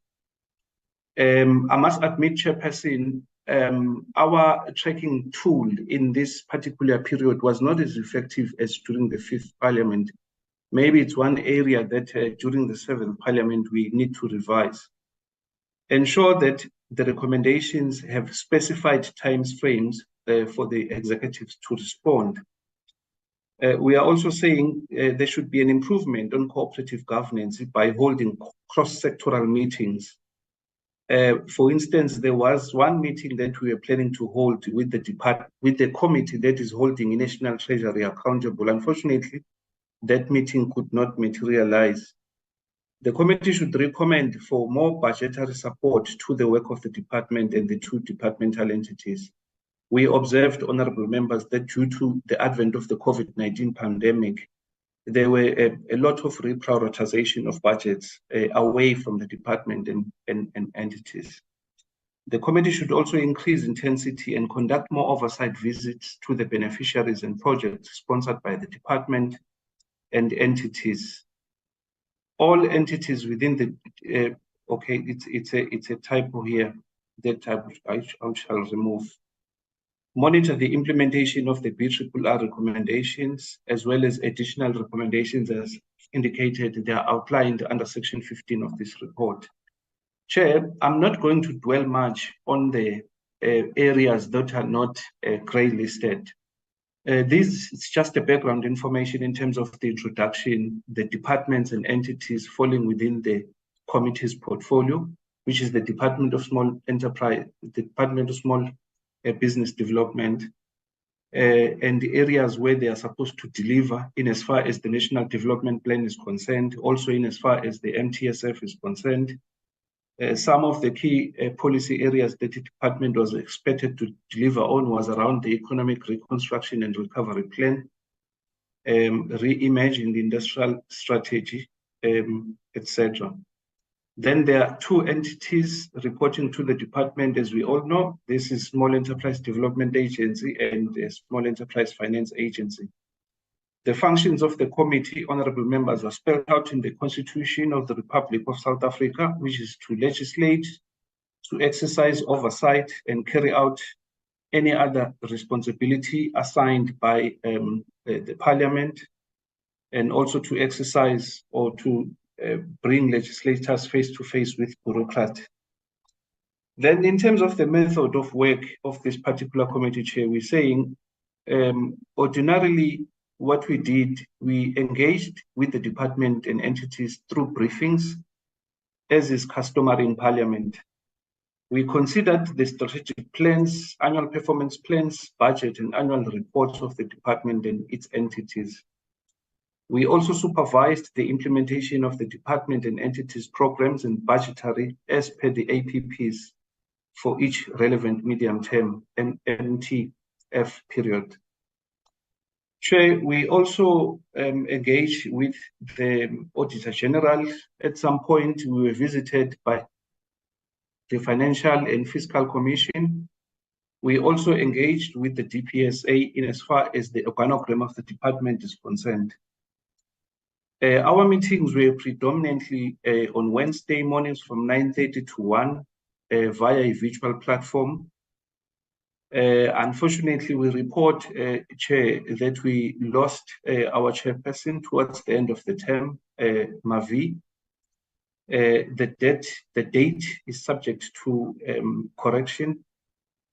And then an active role was assumed by you, Honorable Chair Jacobs, and then you were later appointed permanently as the chairperson of the committee or the remainder of the term. There was an addition to the members of the committee. Ms. Muller joined us. The date is subject to correction again. The committee membership was constituted by members of the ANC, ATM, DA, EFF, IFP, UDM. There are also additions, two more additions that are missing in this particular one. The committee was backed by a staff complement of 5, including the content advisor, committee secretary, committee researcher, committee assistant, and executive secretary. The purpose of the report, Chairperson, is self-explanatory. I'm not going to go through it in the interest of time. The key statistics, Chair, we're not done with our meetings. Unfortunately, we won't be able to finalize how many meetings were held during this particular period. The legislation process, again, there is one that we have processed. However, it's incomplete. So the information that is given in this table is subject to change depending on the developments at NCOP and whether the president will ultimately sign the National Small Enterprise Bill into an act. Chair, in terms of the stakeholders, the most prominent one was the Auditor General. We were engaging the AG on a regular basis when we're considering the annual reports of the department. And then briefings or public hearings. We did have nationwide public hearings when we considered the National Small Enterprise Amendment Bill. In this instance, the committee had an opportunity to interact with a number of key constituency and stakeholders across all 9 provinces.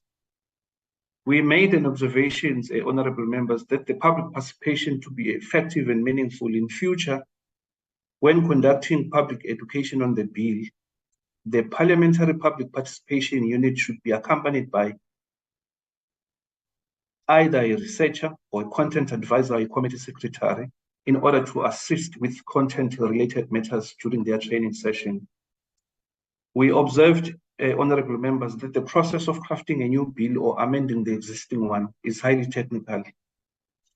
Furthermore, the committee stressed the agency and the need for the unit to ensure that it engages with relevant government ministries, especially with respect to the executive bill, like the one we considered, including the participation of parliamentary constituency offices, councillors, provincial and local speakers before the actual participation process is resumed.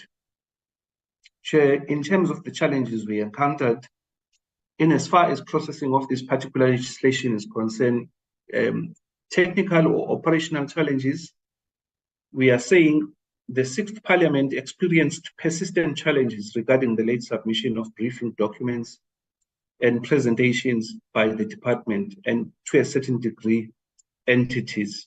This compromised the intensity which with the committee can engage with the subject or topic on which they are briefed by the department or any other entity or stakeholder.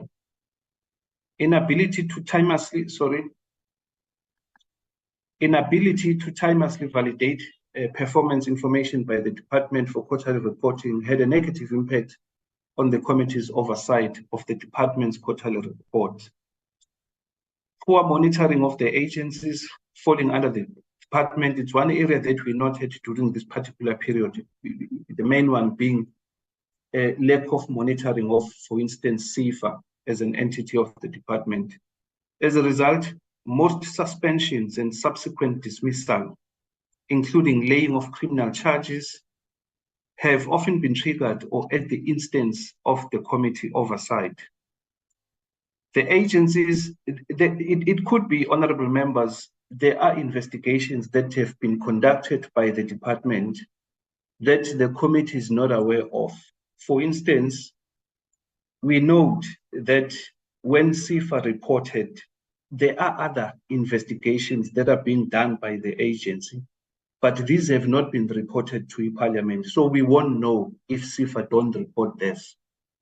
The agencies, on the other hand, do not exercise oversight over their service providers. The CEO just reported on this particular one to say they want to intensify oversight over these particular intermediaries.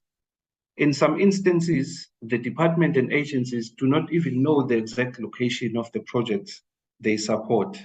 This was evident, honorable members, when we visited in Northwest, that both the agencies and the department did not even know where some of these projects are located. Then content-related matters, honorable members, the department often submits incomplete information to the committee or does not submit the specific information that has been requested by the committee. For example, information on MTSF targets, requested reports on specific issues, project profiles for oversight purposes.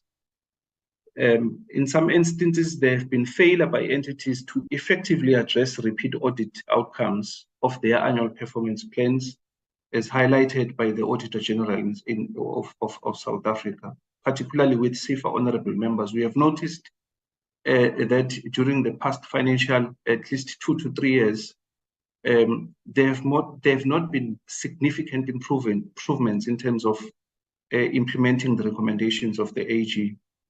These include the setting of targets that are not aligned with performance indicators or strategic objectives. So issues for follow-up during the 7th Parliament is to develop a tracking tool to monitor the implementation of recommendations submitted to the department and entities. In terms of legislation, honorable members, there's just one legislation that is currently in progress. Then in terms of the shaded areas, the challenges that we observed in processing the legislation, the nationwide public consultations are understandably intensive and highly involved. There is always a possibility that plans may not always go as planned. Hence the requirement for a project postmortem meeting. The project postmortem meeting affords role players an opportunity to reflect on how the project went, and it provides an opportunity to determine what may be improved in the future to produce a more efficient process. We are therefore saying, honorable members, that the Parliament should standardize such meetings. The planning meetings, what we observed, they only occur before the public hearings. In this instance, we are insisting that these meetings should be standardized. For instance, the choice of venues and locations where public hearings were held was a major concern for the committee secretariat that at times impacted on their attendance. The committee encountered various yet avoidable logistical challenges, causing one public hearing in Port Shepstone in the province of KwaZulu-Natal to be cancelled due to venue unavailability. In terms of the content-related challenges, honorable members, prior to the introduction of the bill, the committee had already resolved on several. Chair, I'm not going to go through this particular one. We all know what happened. The decision we took in September to initiate the committee bill. We then had to take another decision to rescind the committee bill because the minister had already, on the 29th of June 2023, introduced the executive bill. During the public hearings, it became clear that the department did not conduct adequate consultations before referring the bill to Parliament for processing. Also, there was not sufficient information from the department on the summary of the introduced bill, particularly regarding public consultation or stakeholders that have been consulted. Introduction of bills towards the end of the 6th Parliament, more especially when the committee has already tabled its own bill, seems more like a tick box exercise. We're observing this one, Honorable Chairperson, because during the 5th Parliament, almost similar occurrence occurred, even though the bill was not introduced, but the committee took a decision to withdraw the private member's bill on the basis that the department will indeed refer the bill to Parliament. Unfortunately, that did not happen. The bill was only referred during the 6th Parliament. We are making a recommendation towards the end of this report around this particular issue. During the public hearings, the committee received extremely constructive feedback from the small business owners. However, several of the submissions were not consistent with the provisions of the bill under review. Due to the technical nature of the bill, even the public education unit struggled at times to effectively describe its contents and objectives. This had unintended repercussions of delaying the proceedings and at times forced the presiding officer, the chairperson, to conduct sessions and provide clarifications that ought to have been provided during the education and awareness campaigns. Then issues for follow-up during the 7th administration, honorable members. In future, the Speaker of Parliament must refuse or decline tabling of executive bills comparable to those already before Parliament, whether they are in the form of private members' bills or committee bills. The department consultative process in shaping the bill needs to be understood by the committee. A schedule detailing the public consultation process, including the business case or any other material evidence in the possession of the department, should be shared with the committee in order to enable it to respond sufficiently to any questions that may be posed to it during the public hearing engagements. During the process of conducting public education and awareness on the bill, the Parliamentary Public Participation Unit should be accompanied by either a parliamentary researcher, content advisor, or committee secretary in order to assist with content-related matters during their training sessions. The process of crafting a new bill or amending the existing legislation is highly technical. This is what we have observed above, honorable members. Parliament must make it procedural for the committee secretariat to lead the process of identifying suitable venues for the hearings.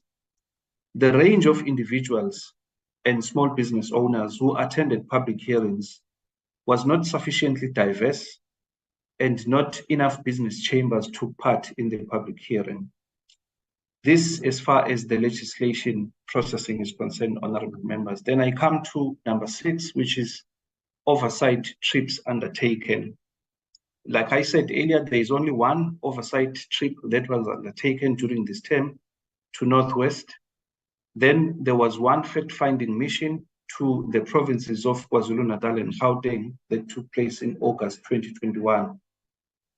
Then I'll jump straight, honorable members, to the gray shaded areas as well to highlight some of the technical operational challenges that we experience in as far as the 2 visits are concerned. One, since during the 5th Parliament, the Committee Secretariat has had to wrestle with avoidable travel and logistical challenges, which have had significant budgetary consequences for Parliament. The Committee Secretariat has regularly ensured that it fully conforms with Parliament's travel policy, including the timely drafting of political applications. However, permission from the Office of the House Chairperson and the Chief Whip of the majority party sometimes cause delays in the processing of the applications. There is also a significant bureaucracy in processing the applications, predominantly applications for funding. From the unit manager, it goes to section manager, to division manager, and if the amount exceeds 500,000, it must go to the chief financial officer, legal services, and ultimately the secretary to Parliament. In many cases, this bureaucracy has resulted in the committee, as in the case of Northwest Oversight, missing quoted flights and accommodation. And the Secretariat, in consultation with the travel agency, receiving either expensive flights and accommodation or accommodation of poor quality and standard. In Northwest, some members of the committee had to travel to and from Rustenburg and Mahikeng because we could not find accommodation in Mahikeng. We were there for traveling to and from after the oversight visits. This causes fatigue and exhaustion due to the long drive. In some cases, oversight schedules are pre-planned. However, one discovers that there are last-minute adjustments to the parliamentary program right in the thick of the oversight schedule, such as the call for the chairperson meeting in Gauteng, while the parliamentary program has already scheduled oversight visits. Then in terms of the content-related challenges, honorable members, during oversight visits, information on project profiles that are submitted to the committee by the Sefa was often found to be contradictory to the actual projects and was the opposite of the reality on the ground, hence the importance of oversight visits. The department and Sefa often could not provide full accounts of the monies that were allocated to projects at the time of visits. In most cases, Sefa could not give full account of project activities on site, and detailed information had to be sent to Parliament in writing after the visit, which sometimes delayed the finalization of oversight reports and follow-up on recommendations, resolutions.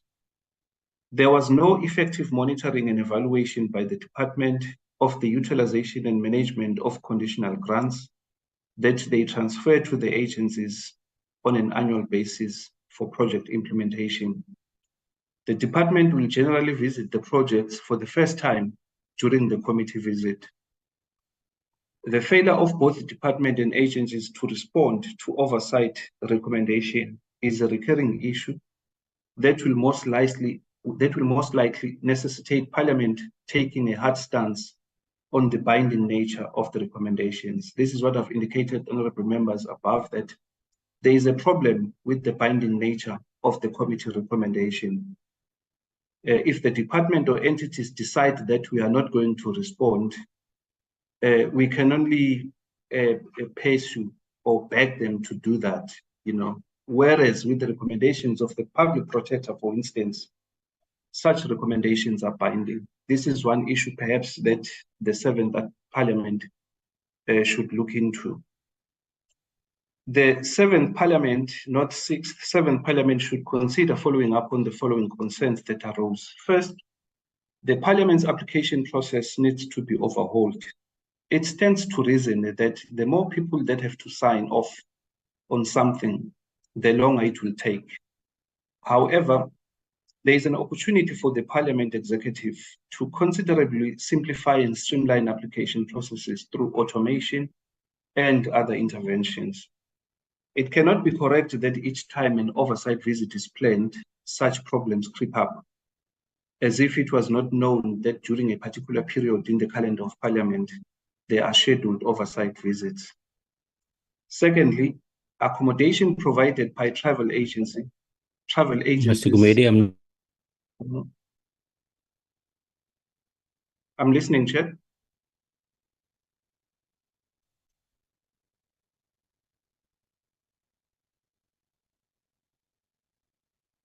Am I audible, honorable members, or it's my network?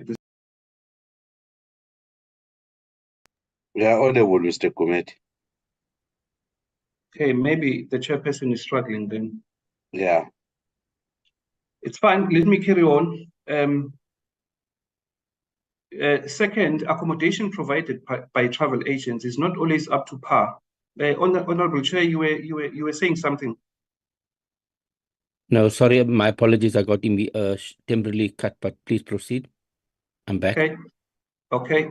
So we're saying the second one, accommodation provided by travel agents is not always up to par, with members complaining about the arrangements, standards. Agents book an amount for dinner, but many hotels require that we use the government rate or government package, which only allows for a limited supper in some instances.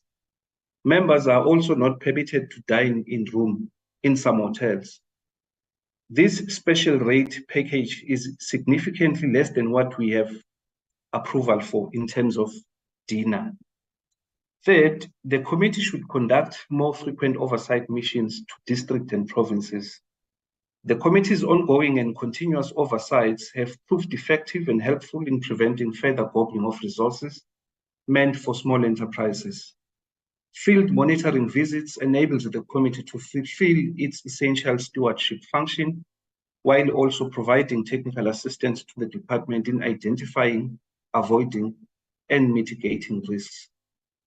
Last one, the department must develop a set of criteria known as oversight triggers to help identify when a project requires more regular monitoring. The department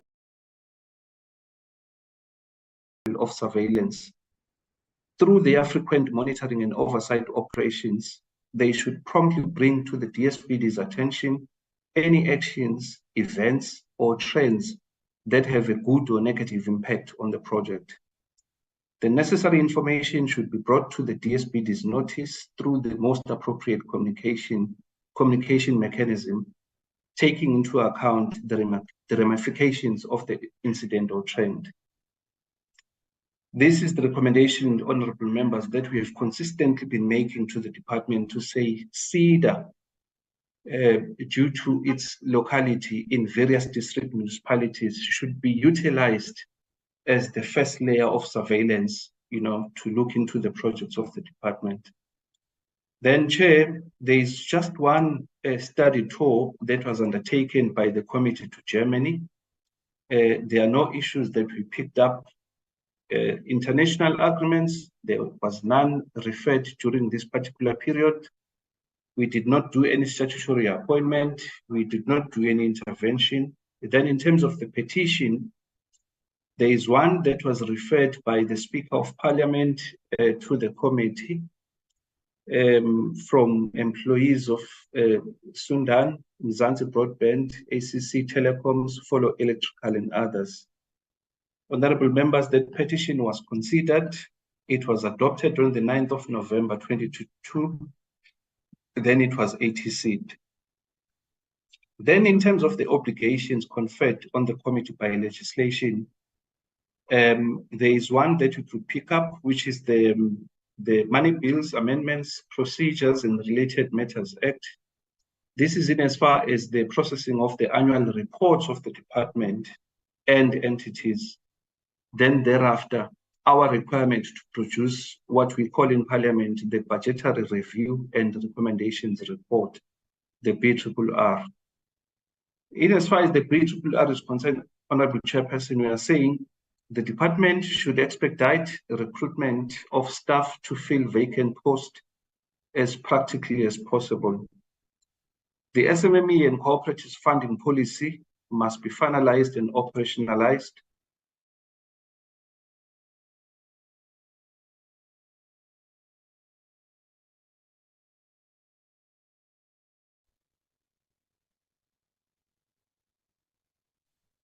This is for, apologies, honorable members. I'm using the cell phone to connect as well. And let me just put it on silent quickly. Then we are saying to arrest further decline in audit findings, the department must particularly pay attention to its agencies, SEDA. Sefa board must amend policy guidelines to include a condition for MFIs and RFIs to be licensed by both the National Credit Regulator and Financial Sector Conduct Authority as financial services providers.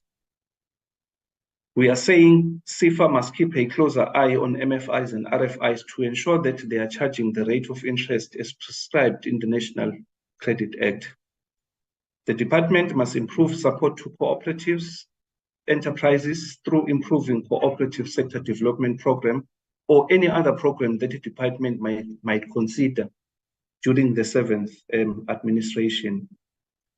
The department must improve support to cooperatives, enterprises. Oh, I'm repeating this one. The minister must finalize the appointment of the advisory board within the financial year that ends on 31 March 2024. This is the recommendation, honorable members, that we did towards the end of last year during the BRRR report. The minister, to apprise the committee concerning the energy relief initiative, she announced in January 2023, the department to resume the process of lifestyle audits for staff and the conclusion of the business amendment bill. Then summary of outstanding issues, honorable members, it's what we have actually indicated in the past, one of which is the finalization of the National Small Enterprise Amendment Bill. Hopefully this will be done before the end of the term. The finalization of the Business Amendment Bill, the finalization and implementation of the SMME and funding policy, the vacancy rate, which I believe has improved with the appointment of the DDGs recently. The committee has on numerous occasions directed that in all quarterly and annual reports, the department and entities must disaggregate the type of enterprises supported or distinguish between cooperatives, informal traders, spaza shop owners, and so forth. We have observed throughout the term, honorable members, that department has a tendency to aggregate the support that it's providing to these different entities. So we want to know, for instance, how many cooperatives were funded. Elsewhere, we are also making an observation that there was a period, for instance, a financial year where Sefa funded 0 cooperatives. We are making an observation and recommendation towards the end of this report around that particular issue. Cooperatives have not received appropriate assistance during the current MTSF period under review. The appointment of the advisory board has been a standing item in the recommendation of the committee that is yet to be addressed. We are coming to the end of the term, honorable members. We still do not have the Small Business Advisory Board appointed by the minister. In terms of SEDA, in terms of Sefa, Throughout the tenure, the committee has urged Sefa to restructure its relationship with MFIs and RFIs. The committee's recent visit to Northwest Province raised significant concerns that require prompt action from both the department and the committee, including recovery of funds embezzled by one RFI. Then in terms of SEDA, honorable members, there are no substantive or recurring issues that could be identified besides the audit findings, which again Mr. Gumede, came towards the end of the term.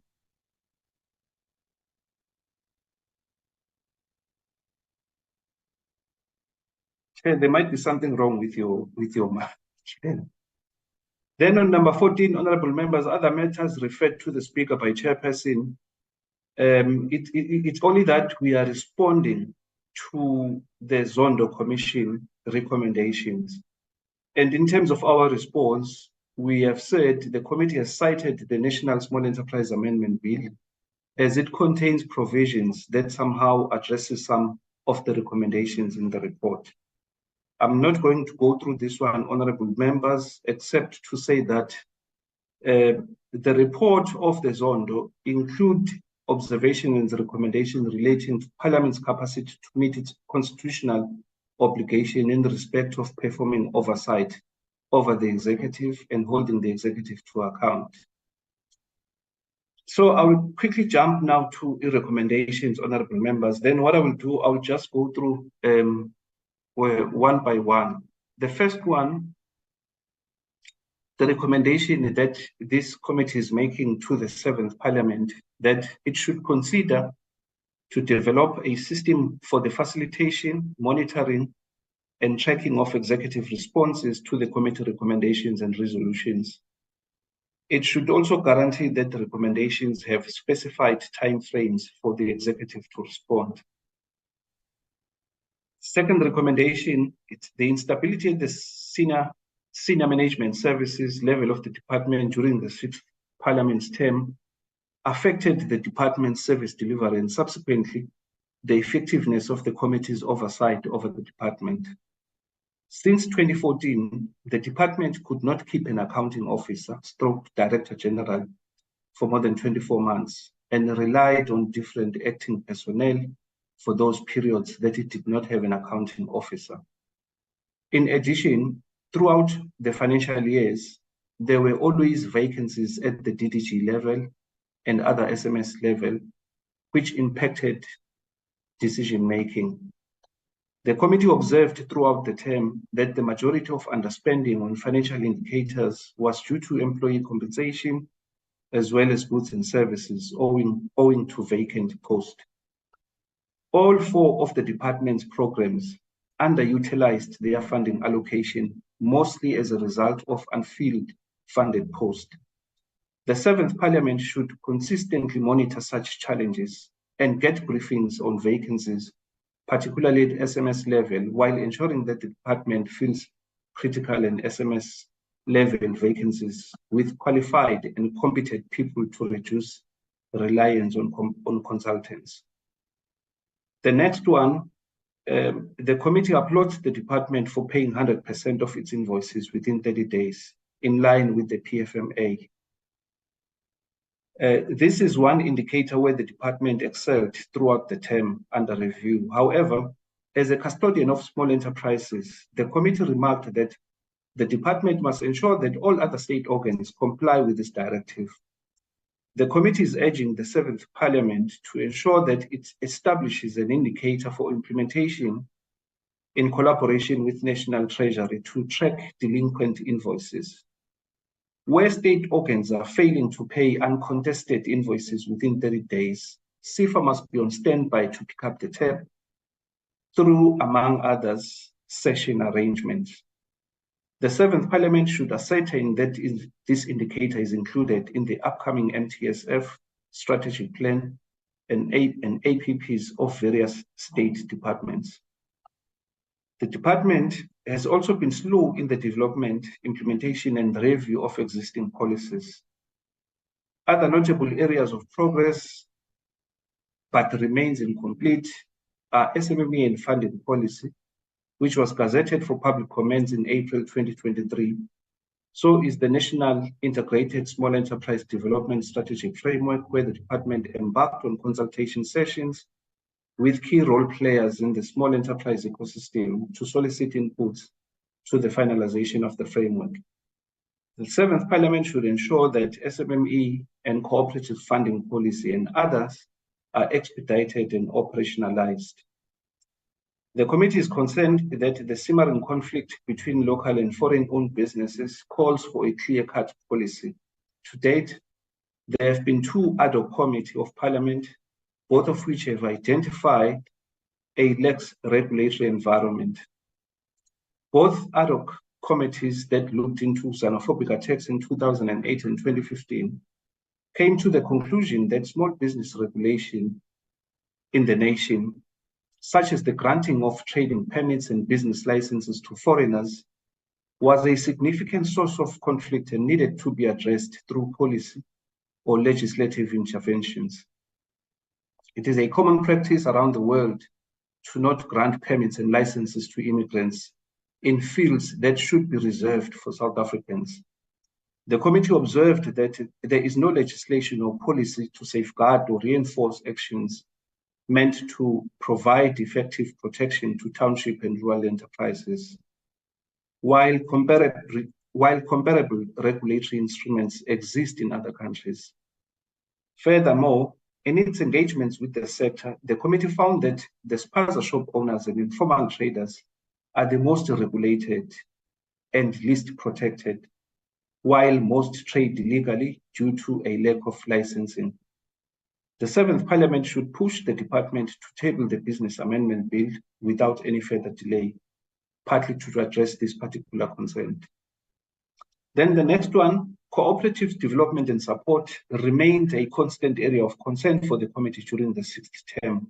For instance, the committee noted with great concern that not even a single cooperative benefited from Sefa during 1 April 2021 to 31 March 2022. We are just using this, honorable members, as an example. The situation could be worse. In response, the department had contended that Sefa balance sheet is limited and cannot afford to offer 100% grants to SMMEs and cooperatives. It had further identified the source of challenges being that the blended finance system that is used to fund cooperatives makes it difficult for many cooperatives to qualify and have access to the funds available, due to the fact that through blended finance, cooperatives have to have a positive or healthy credit score. Yet it failed to devise mechanism or mitigating strategy to deal with this problem.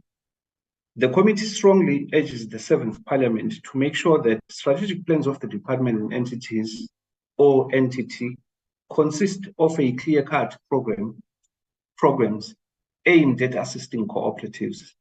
It should closely monitor quarterly and annual reports to ensure that cooperatives receive necessary support from the department and agencies. The 7th Parliament should consider and support the department's endeavor to expand strategic alliances with the corporate sector or private sector and vigorously pursue outside funding alternatives, particularly for startups, by whenever possible, providing an enabling policy environment. With the SME credit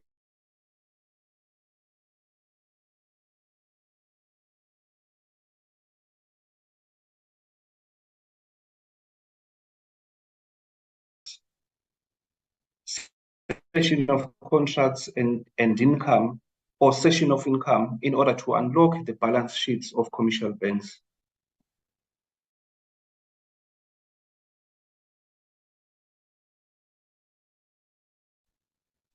The department and Sefa are unable to support millions of small enterprises.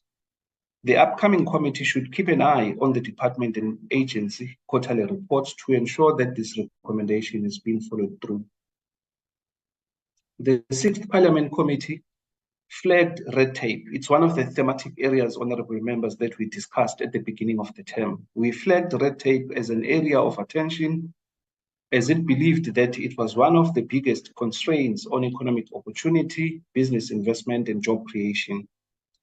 At the start of its term, the committee had sought to dissect and analyze common bottlenecks bedeviling small enterprise sector from realizing full potential. The committee had then re-examined all previous government initiatives aimed at eliminating red tape. We looked at the regulatory impact assessment. We looked at the socio-economic impact assessment system. We looked at the guidelines for reducing municipal red tape and national red tape reduction, which the department often call RTR.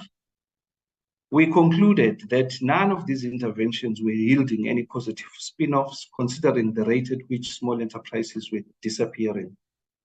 In that regard, the committee had applauded the appointment of Mr. Sipongosi, right in the middle of the MTSF period, who is a seasoned business expert, to assist the government eliminate red tape that stifles small business growth. However, that excitement was short-lived. Not much headway has been recorded in this regard. The 7th Parliament needs to adopt a ruthless approach to eliminating red tape. It is suggested that the establishment of a parliamentary ad hoc committee should be strongly considered in order to put together a tangible plans for implementation by government-wide departments and agencies to deal with the red tape. According to the data from Statistics South Africa, over 1,300 businesses in South Africa shut their doors in 2023. There may be other underlying reasons for this, but the impact of load shedding on South African enterprises cannot be understated. Small and medium-sized businesses, as well as huge multinationals, have all been affected. On 17 January 2023, the department announced that it was immediately working on the energy relief package for the small, medium, informal, and micro sector in partnership with its agencies and various stakeholders within and outside government. The contents of the package, as well as the requirements and avenues for applying for relief, were to be revealed almost immediately. Not much progress has been made in this regard. The 7th Parliament must pace with the implementation of this relief package in an effort to arrest a complete decimation of the small enterprise sector. The lifestyle audits are an essential management technique for preventing, detecting fraud and corruption in public service. They also contribute to ensuring that the lives of state employees are commensurate with their remuneration. In April 2021, the government established and approved mandatory guidelines for all audits of public officials in national and provincial departments, as well as state-owned enterprises. The 7th Parliament should enforce implementation of this policy by the department.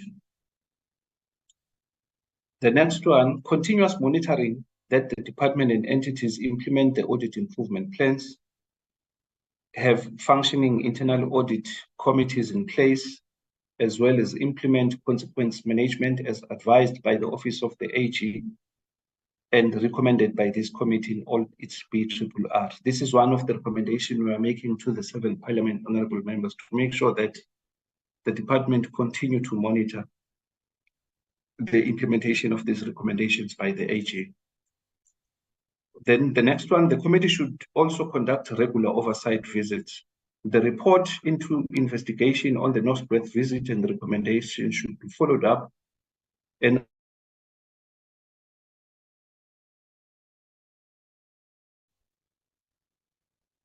the 7th Parliament Committee is urged to conduct a focused oversight on the government and institutional stability of agencies in terms of a full constitution of the board, separation of powers between the board and staff of the entities or the entity, following up on the findings of the AG and ensure that it is fully and appropriately staffed to enable it to execute its legislated mandate. Towards the end of the 6th Parliament, there was a noticeable decline in audit findings, particularly for SEDA, To arrest further decline in audit findings of the agencies, the 7th Parliament must watch closely the extent to which the agencies implement Auditor General's recommendations. The accounting authorities stroke board of directors of the agencies must be held accountable for improving controls, for proper record keeping, and ensuring that complete, relevant, and accurate information is accessible and available to support performance data. Through the tracking tool, the seventh Parliament should make certain that the management responds to the AG's requests with the requisite agency in addressing identified risks and improving internal controls, which will improve the audit outcomes for both the department and entities. Following the oversight visit to the Northwest Province, the committee emphasized the importance of the Sefa board to consider amendments to the policy guidelines to include a condition for MFIs and RFIs to be licensed by both the NCR and FSCA as authorized FSPs. The committee found that the NCR licensing process is defecting in that it focuses solely on the entity or corporation as a legal person, whereas the FSCA approach, it also includes both the firm and the individual behind the company, meaning the director of a company. The majority of NCR licensed companies are led by directors who do not meet the criterion of a fit and proper. The seventh Parliament must see to it that this recommendation is implemented without delay. At the time of concluding the legacy report, honorable member, the committee learned from the AG report that the portfolio had achieved only 67% of its targets. This was, honorable members, when we considered the annual reports towards the end of last year. This figure may have changed. We are waiting for further guidance from the department in terms of any changes that are there, implying 33% non-achievement of MTSF targets.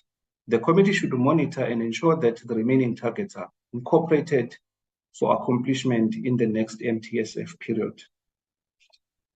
Then in terms of the committee strategic plan, honorable members have indicated that we only looked here at the 4 thematic areas which we incorporated in the strategic plan of the committee. It will then be attached once we conclude the final report, and also the master attendance list. I'm relying on Mr. Gunene and Mr. Dodo to provide that list for incorporation in the legacy report. The master attendance list will, for instance, indicate the number of members who were with us at the beginning of the term and who left us in the middle of the term. Honorable members, these are just strategic objectives of the committee. It's an annexure to the report, which really marks the end of my presentation in as far as this legacy report is concerned. Then from now on, I will then be taking inputs from members wherein we attempt to beef it up and maybe to clarify some of the issues that are not clearly articulated in the report. Let me hand back to you, Honorable Chair. Thank you, Mr. Kumeri, for very detailed, very comprehensive report. I went back to my records to look at the 5th administration legacy report and also to compare now. But members, here we have it. It's a lot for us to engage with. I'm not sure if we want to just have a first round of initial impressions, overall impressions, or do we want to go a process where we give written submissions? But members, let me check with you and invite inputs. Can I get a show of hand? Okay, what I'll do is I want to see all the hands because I don't want to come back again. So if your hand is not up, I'm not going to give you another chance. So I recognize Honorable Kruger, Honorable De Villiers. Let me see, there's other hands.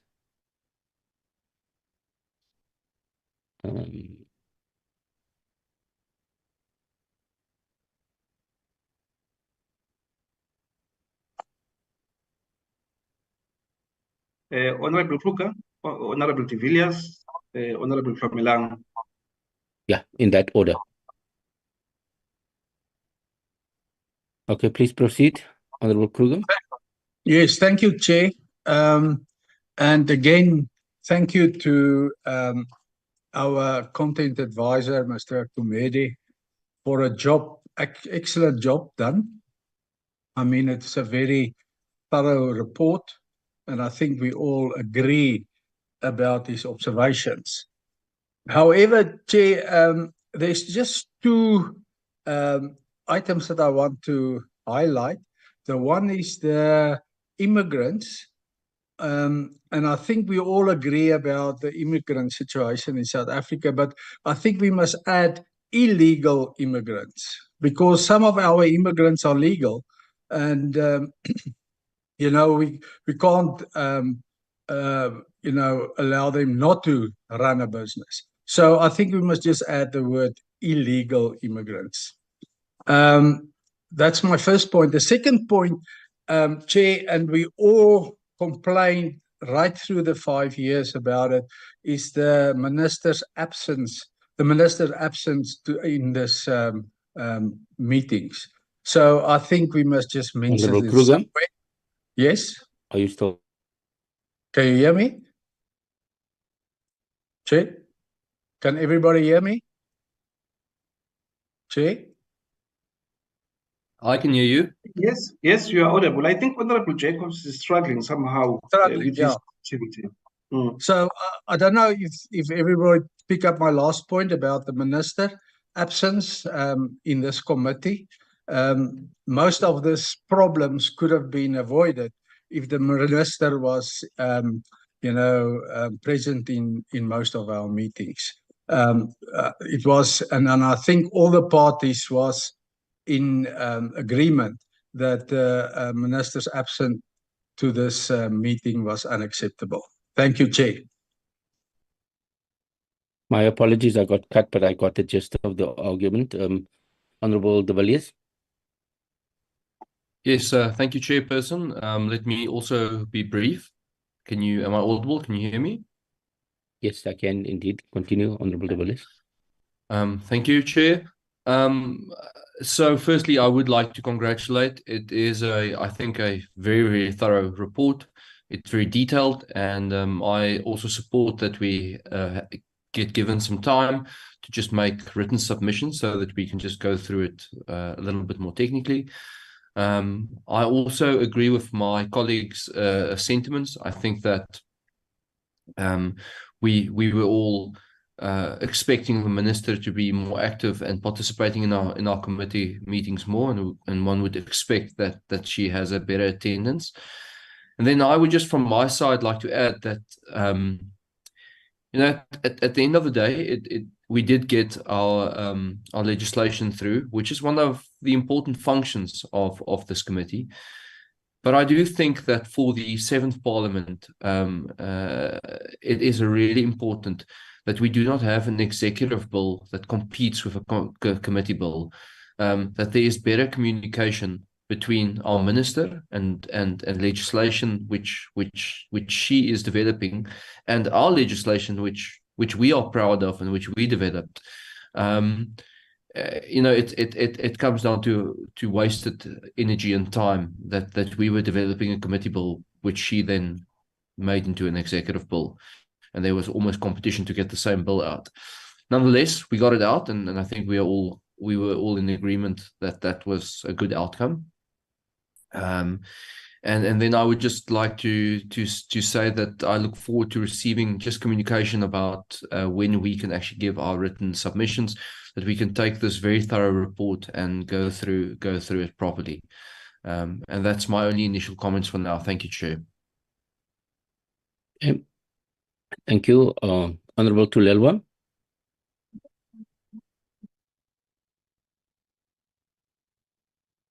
Is it me, Chair? Thank you.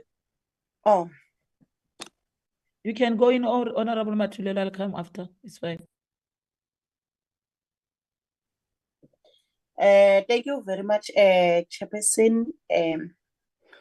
Mine is to say that we thank you for the report. It's thorough and we wish that if our entities are taking notes, they can learn from this, because they are always sugarcoating and giving us reports that are not a true reflection of what is happening. This is what we say a report. That's why we are not even acknowledging some of the reports, because their reports really is just to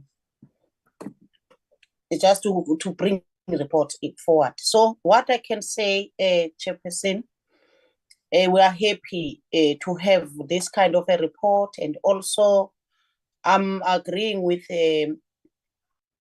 honorable members that we must just add those smaller things that are left out, more especially the issue of the bill, and also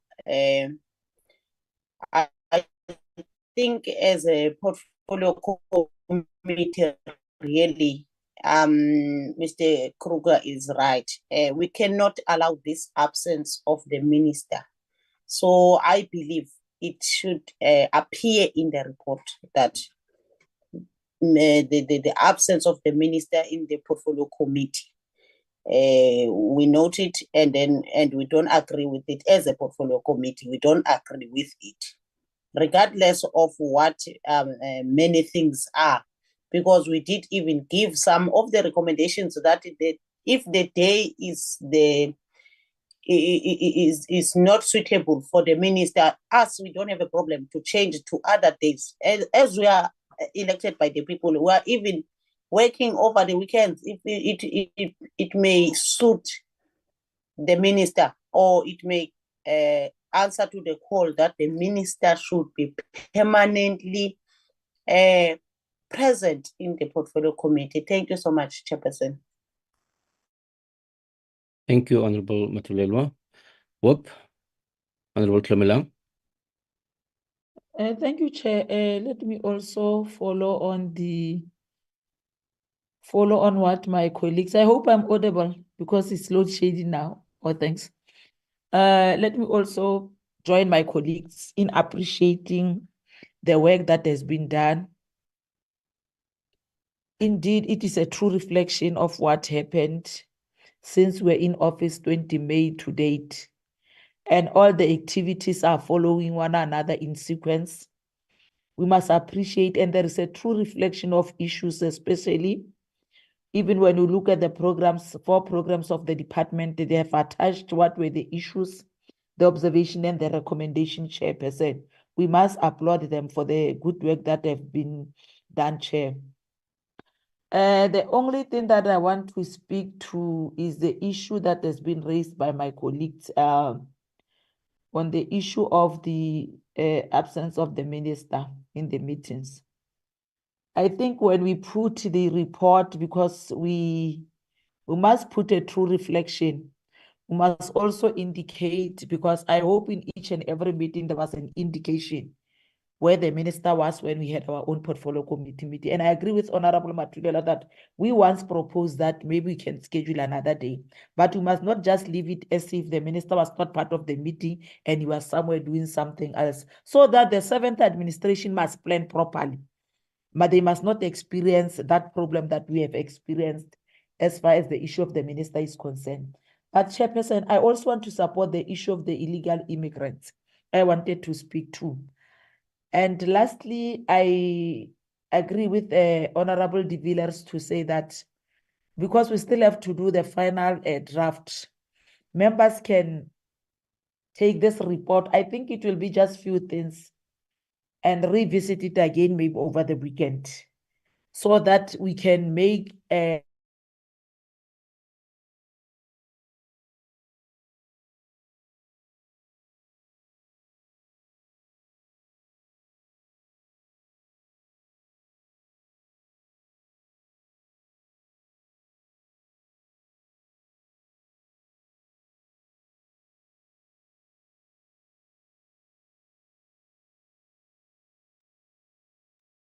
Chair, we can't hear Ms. Honorable Tlomelang. Tlomelang. She did indicate there was load shedding in her area. Honorable Kramalang, can you come in again? We got the gist of your argument, but I want you to conclude, if possible. Oh, there she's gone. Any other members before I try to summarize and look at a process? Okay, so members, I think Mr. Gumede, with those inputs of the members, I think the one issue that we need to do is we need to just agree on a process for a written submission. So is it possible, members, is it doable that we hopefully want to sign off on this report by Wednesday next week? So we also want to give Mr. Gumede time. Can we say that written submissions be in through the secretary of the committee by Friday, close of business? Is that acceptable to all the members?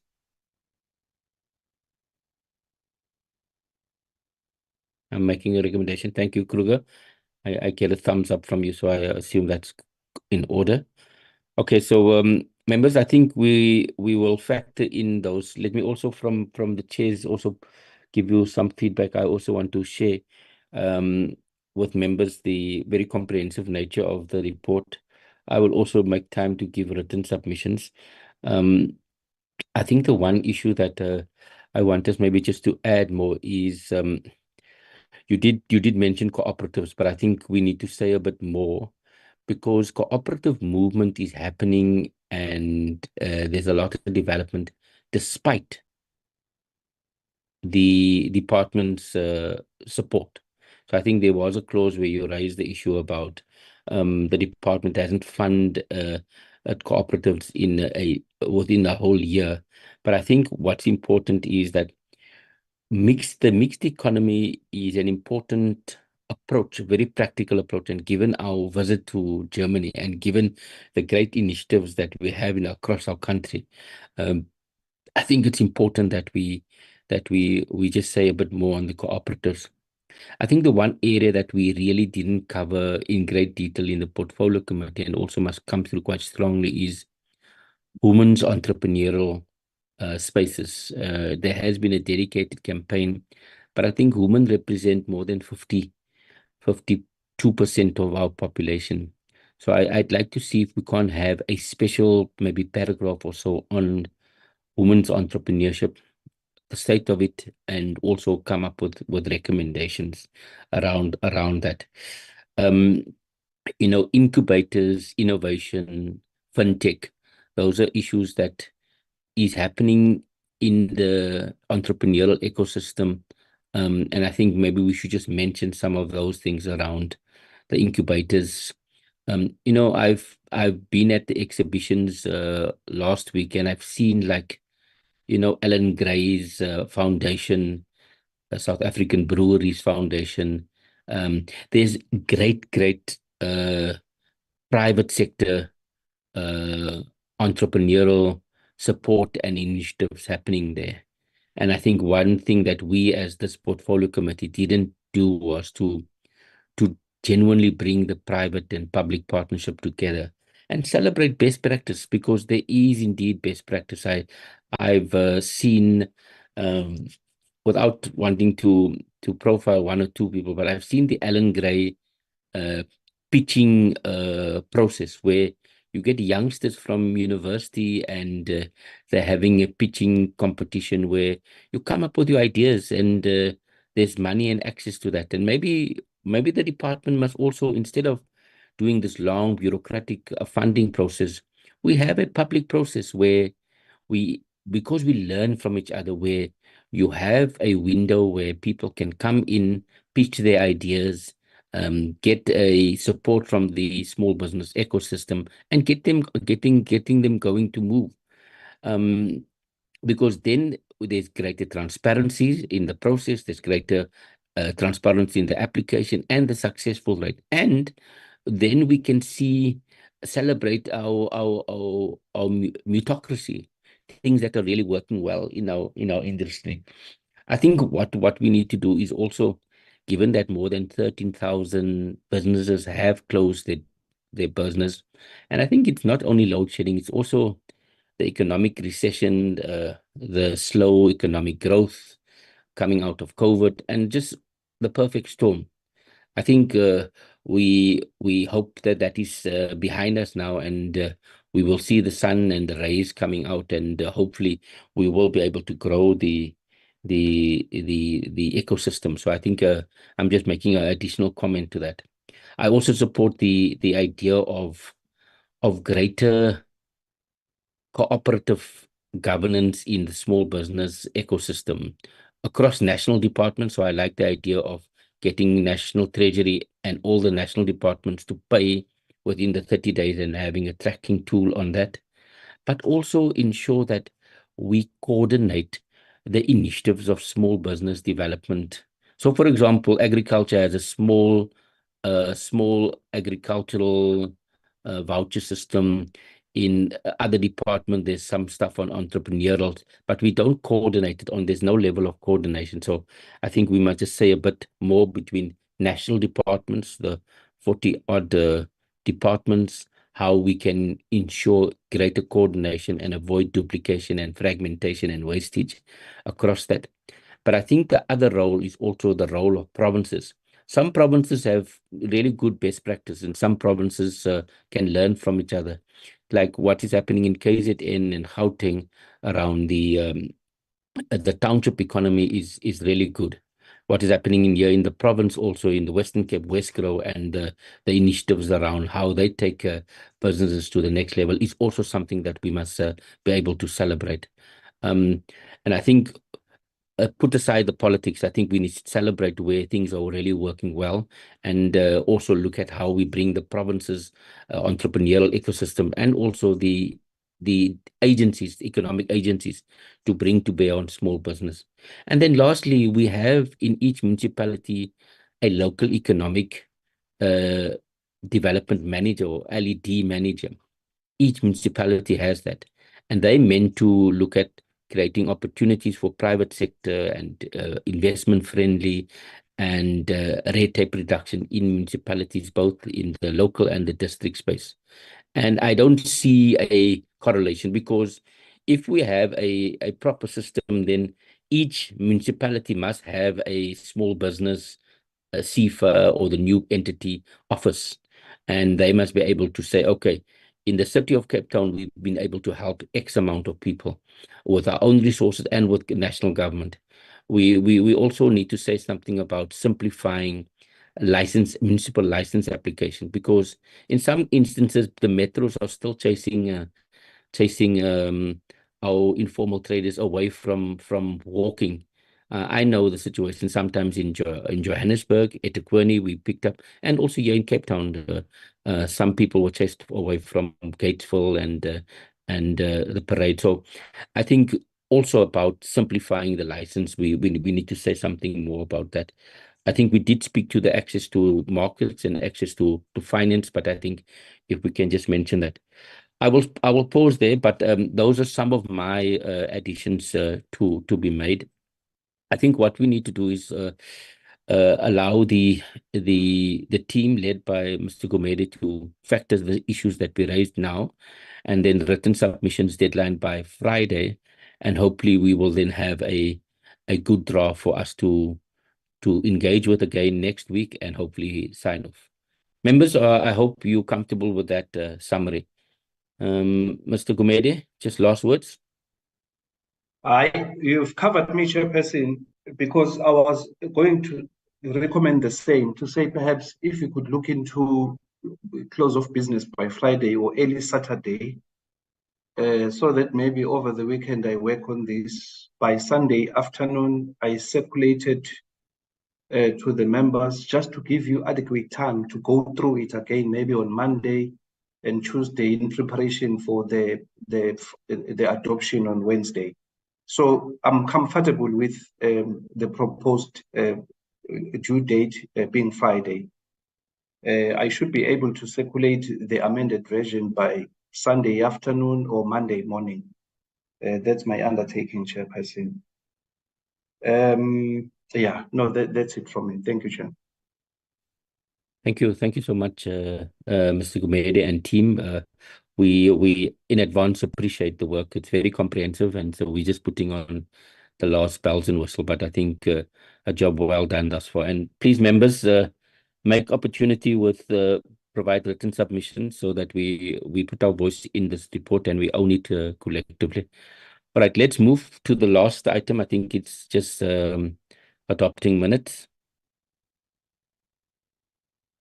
Mr. Kunene, I'm going to invite you to just take us through.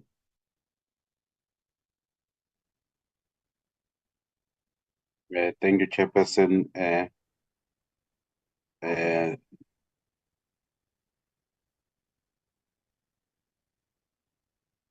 These are the main. We've got two set of minutes because week before last week couldn't consider the minutes of the 28th February, where we were getting briefings on the Q2 and Q3 performance reports of the department, Sefa and SEDA. So those were members who were in attendance. And then we had officials from the department and from the entities that were in attendance. And we also have the officials from Parliament who were in attendance. And then the meeting was opened by the chairperson. And then he outlined the objective of the meeting as of getting the briefings on the performance, of the quarterly performance of Q2 and 3 of the department and Sefa and SEDA. And then there was an apology for Mr. Kruger, the minister and the deputy minister. And then those apologies were noted, were read and noted. And then this was the briefing of SEDA. We started with SEDA. Excuse me, the briefing of the department, which it indicated that it had 9 indicators, and then they achieved 6, and 3 were not achieved under administration with their 4 programs, sector and market development. Then they achieved 3, and then they underachieved 2. Development finance, 7 target, achieved 5, and 2 were not. Enterprise development, 4 were achieved, and then 1. Then the total was that it performed at 69%, and then 31% was not achieved. That is in Q2, and then according to economic classification, it was actual that we used 44 million, which is 86.1%. Goods and services, 73.3%. Transfer and subsidies, it was a over by 742,973, and then in capital assets it was 78.8, and then the variance of 282.3. And then the actuals were that Q2 projection was at 838,741, and then the expenditure was 819,301, and then the variance was 19,440. Then on their Q3 of the department in administration, they performed at 75%. Sector development was at 50%. Development finance, it was at 86%. Enterprise development was at 71.4%. And in total for Q3, it was 73%, and with the underachievement of 27%. And then according to the economic classification, it was 47.730, that they overperformed by 1.105%. Goods and services, 533 million. Transfer and subsidies, it was at 56.5%. And then in capital assets, it was at 2,578. Then it was the Q2 of Sefa, which then stated that their value for approval to SMEs and cooperatives, or it was at the Q2 was at 4.3 billion, and the indicators as follows: SMMEs and cooperative 226 million, representing only 34% against the target of 657 million. Value of disbursement to SMME and cooperatives, it was 418 million, which represented 66% against the target of 638. Number of jobs facilitated was 9,392, which is representing 36% out of the target of 25,995. The value of disbursement to township, it was at 45%. Value of disbursement to rural enterprises, 47%. The value of disbursement to black-owned enterprises, 71%. Value of disbursement to women-owned enterprises, 60%. Disbursement value to youth-owned enterprises, 24%. Value disbursement to enterprise owned by entrepreneurs with disability, it was at 18%. Cost to income ratio, it was at 74%. Accumulated impairment provision, it was at 50%. Collection rate, it was at 49.8% against the target of 85%. Then on the Q3, value approval to SMME, it was at 147%, was over achieved. Value disbursement to SMME and cooperatives, it was at 81% with an amount of 495,288 million. Number of jobs facilitated, it was at 144%, which was 46,447 against the target of 34. Then it was overachievement. Value of disbursement to township enterprises was at 36%. Value of disbursement to rural enterprises, it was at 95% of the total amount of 2,303,99 million. Value of disbursement to black-owned enterprises was 452,954 million, which was representing 105%. It was an overachievement against the target of 432. Value of disbursement to women-owned enterprises, it was at 130%, which was 287,044 million, while the target was 220,367. Value of disbursement to youth-owned enterprises was at 77%, with an amount of 99,655 million. Cost to income ratio was at 58% against the target of 74%. Accumulated impairment provision, it was at 58% against the target of 50%. And the collection rate, it was at 70.3% against the target of 75%.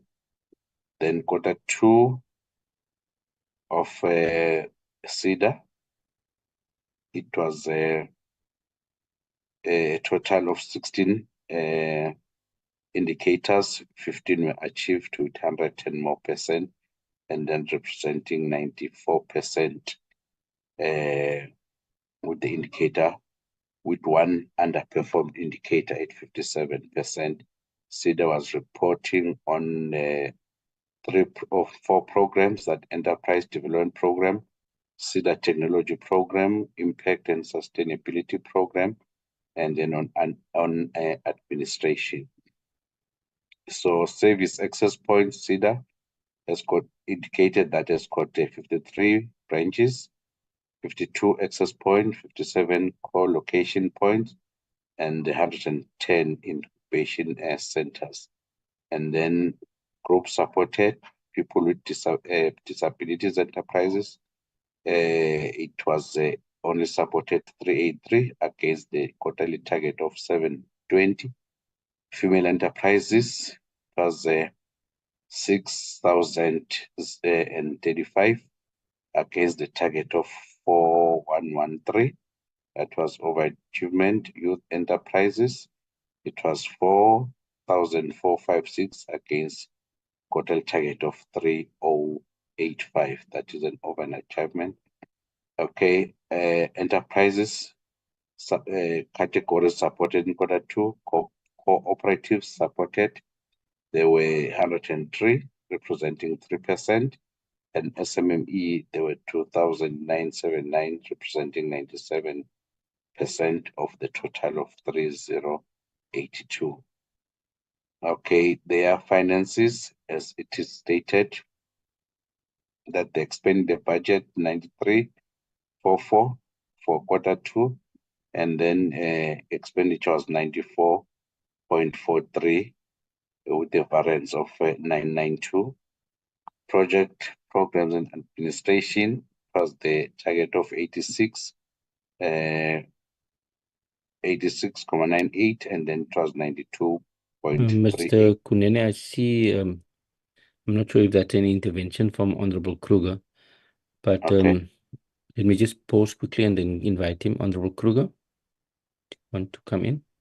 Yes, thank you, Chair, and my apologies for intervening. Chair, I don't know, I might be out of order, but we made a decision that we won't go through reports again in our minutes, because it seems like we sit now in the same meeting as when SIDA and Sefa gave their report.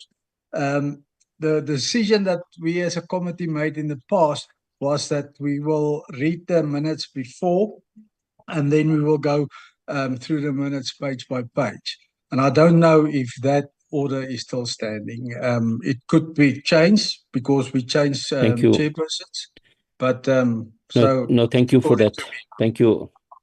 Thank you, Honorable Kruger. I had to intervene earlier. Mr. Kunene, I think what we want is not a verbatim read of the report, but just highlight the key things.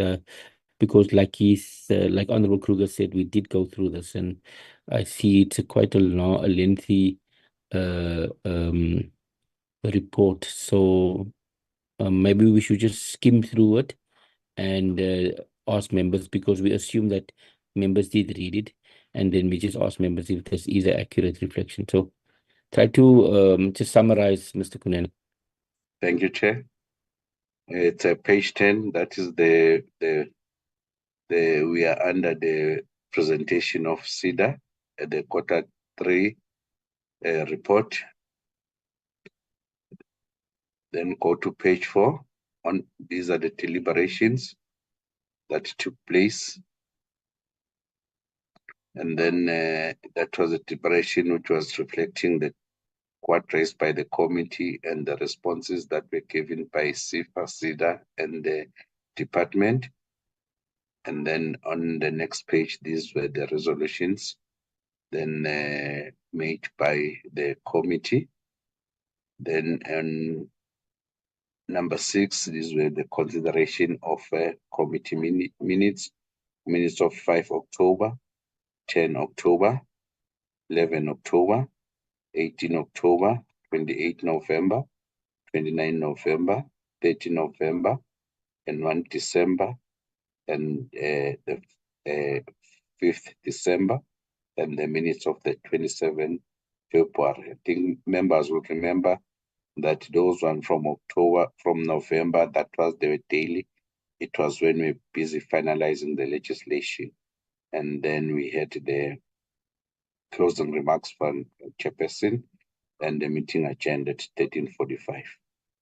Chairperson, these are the minutes of the committee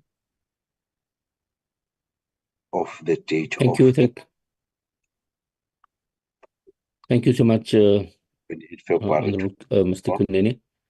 Let's get a mover and a seconder for the set of minutes of the 28th of February. Honorable Muller. Thank you, Chairperson. I'd like to move for the adoption of the minutes. Thank you so much. Can I get a seconder?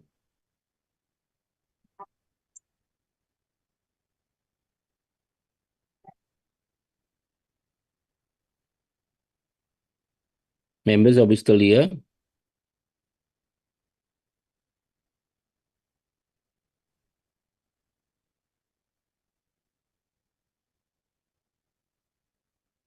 Members, can I get a seconder for the set of minutes as a true reflection of what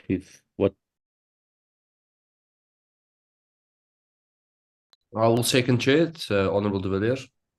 Thank you so much, Honorable de Villiers. Okay. Next set. Thank you. These are the minutes of the committee of Wednesday, 6 March, where we got briefing from Hemp for Life, briefing from House of Hemp, and then briefing from the South African Health Product Regulatory Authority, SAPRA, and then we were supposed to consider the minute. These are the members who were in attendance, and then these are the representative from the department and the invitees, and then these are the officials from the parliament. Opening was done by Chairperson, and the briefing was done by Mr. Sussman, representing Hemp for Life. And then this was the briefing by House of Hemp, which was got the briefing from Dr. Tandega Gunene, who's the Chief Executive Officer. And then we had a briefing from the South African Health Products Regulatory, which the presentation was made by Mr. Dion Hovan, who's the Senior Manager for Inspectorate and Law Enforcement in South Africa. These were the deliberations that were raised in the committee, which then commented on how should they work together, the House of Hemp together with the Hemp for Life. So these are the resolutions on page 4 that were taken, that they were encouraged to work together. And then also there was a resolution that the committee should segment all that has been raised through the research unit and then be considered for later deliberations.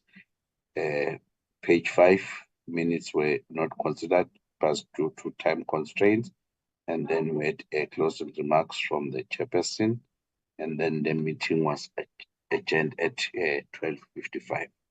Chairperson, these are the minutes of the 6th March 2024 of the committee. Thank you, Mr. Kunene. Members, can I get a mover, please? Honorable Flomelang. Thank you, Chair. My apology earlier on, I was struggling with the network, but I move the adoption of the minutes as a true reflection. Thank you. Thank you so much. Honorable Muller. Thank you, Chairperson. I'd like to second for the adoption of the minutes. Thank you very much, members. So we've adopted both sets of minutes, 28th and 6th of March.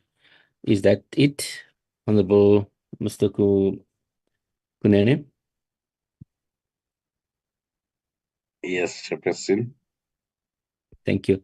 So, colleagues, I think we've come to the end of our meeting. Thank you for your, as usual, your great inputs and participation.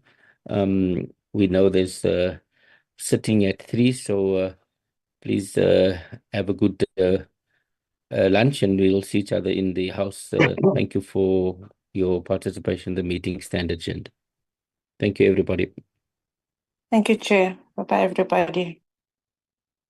Don't leave, Chair. Thank you. Thank you, everybody. Recording stopped.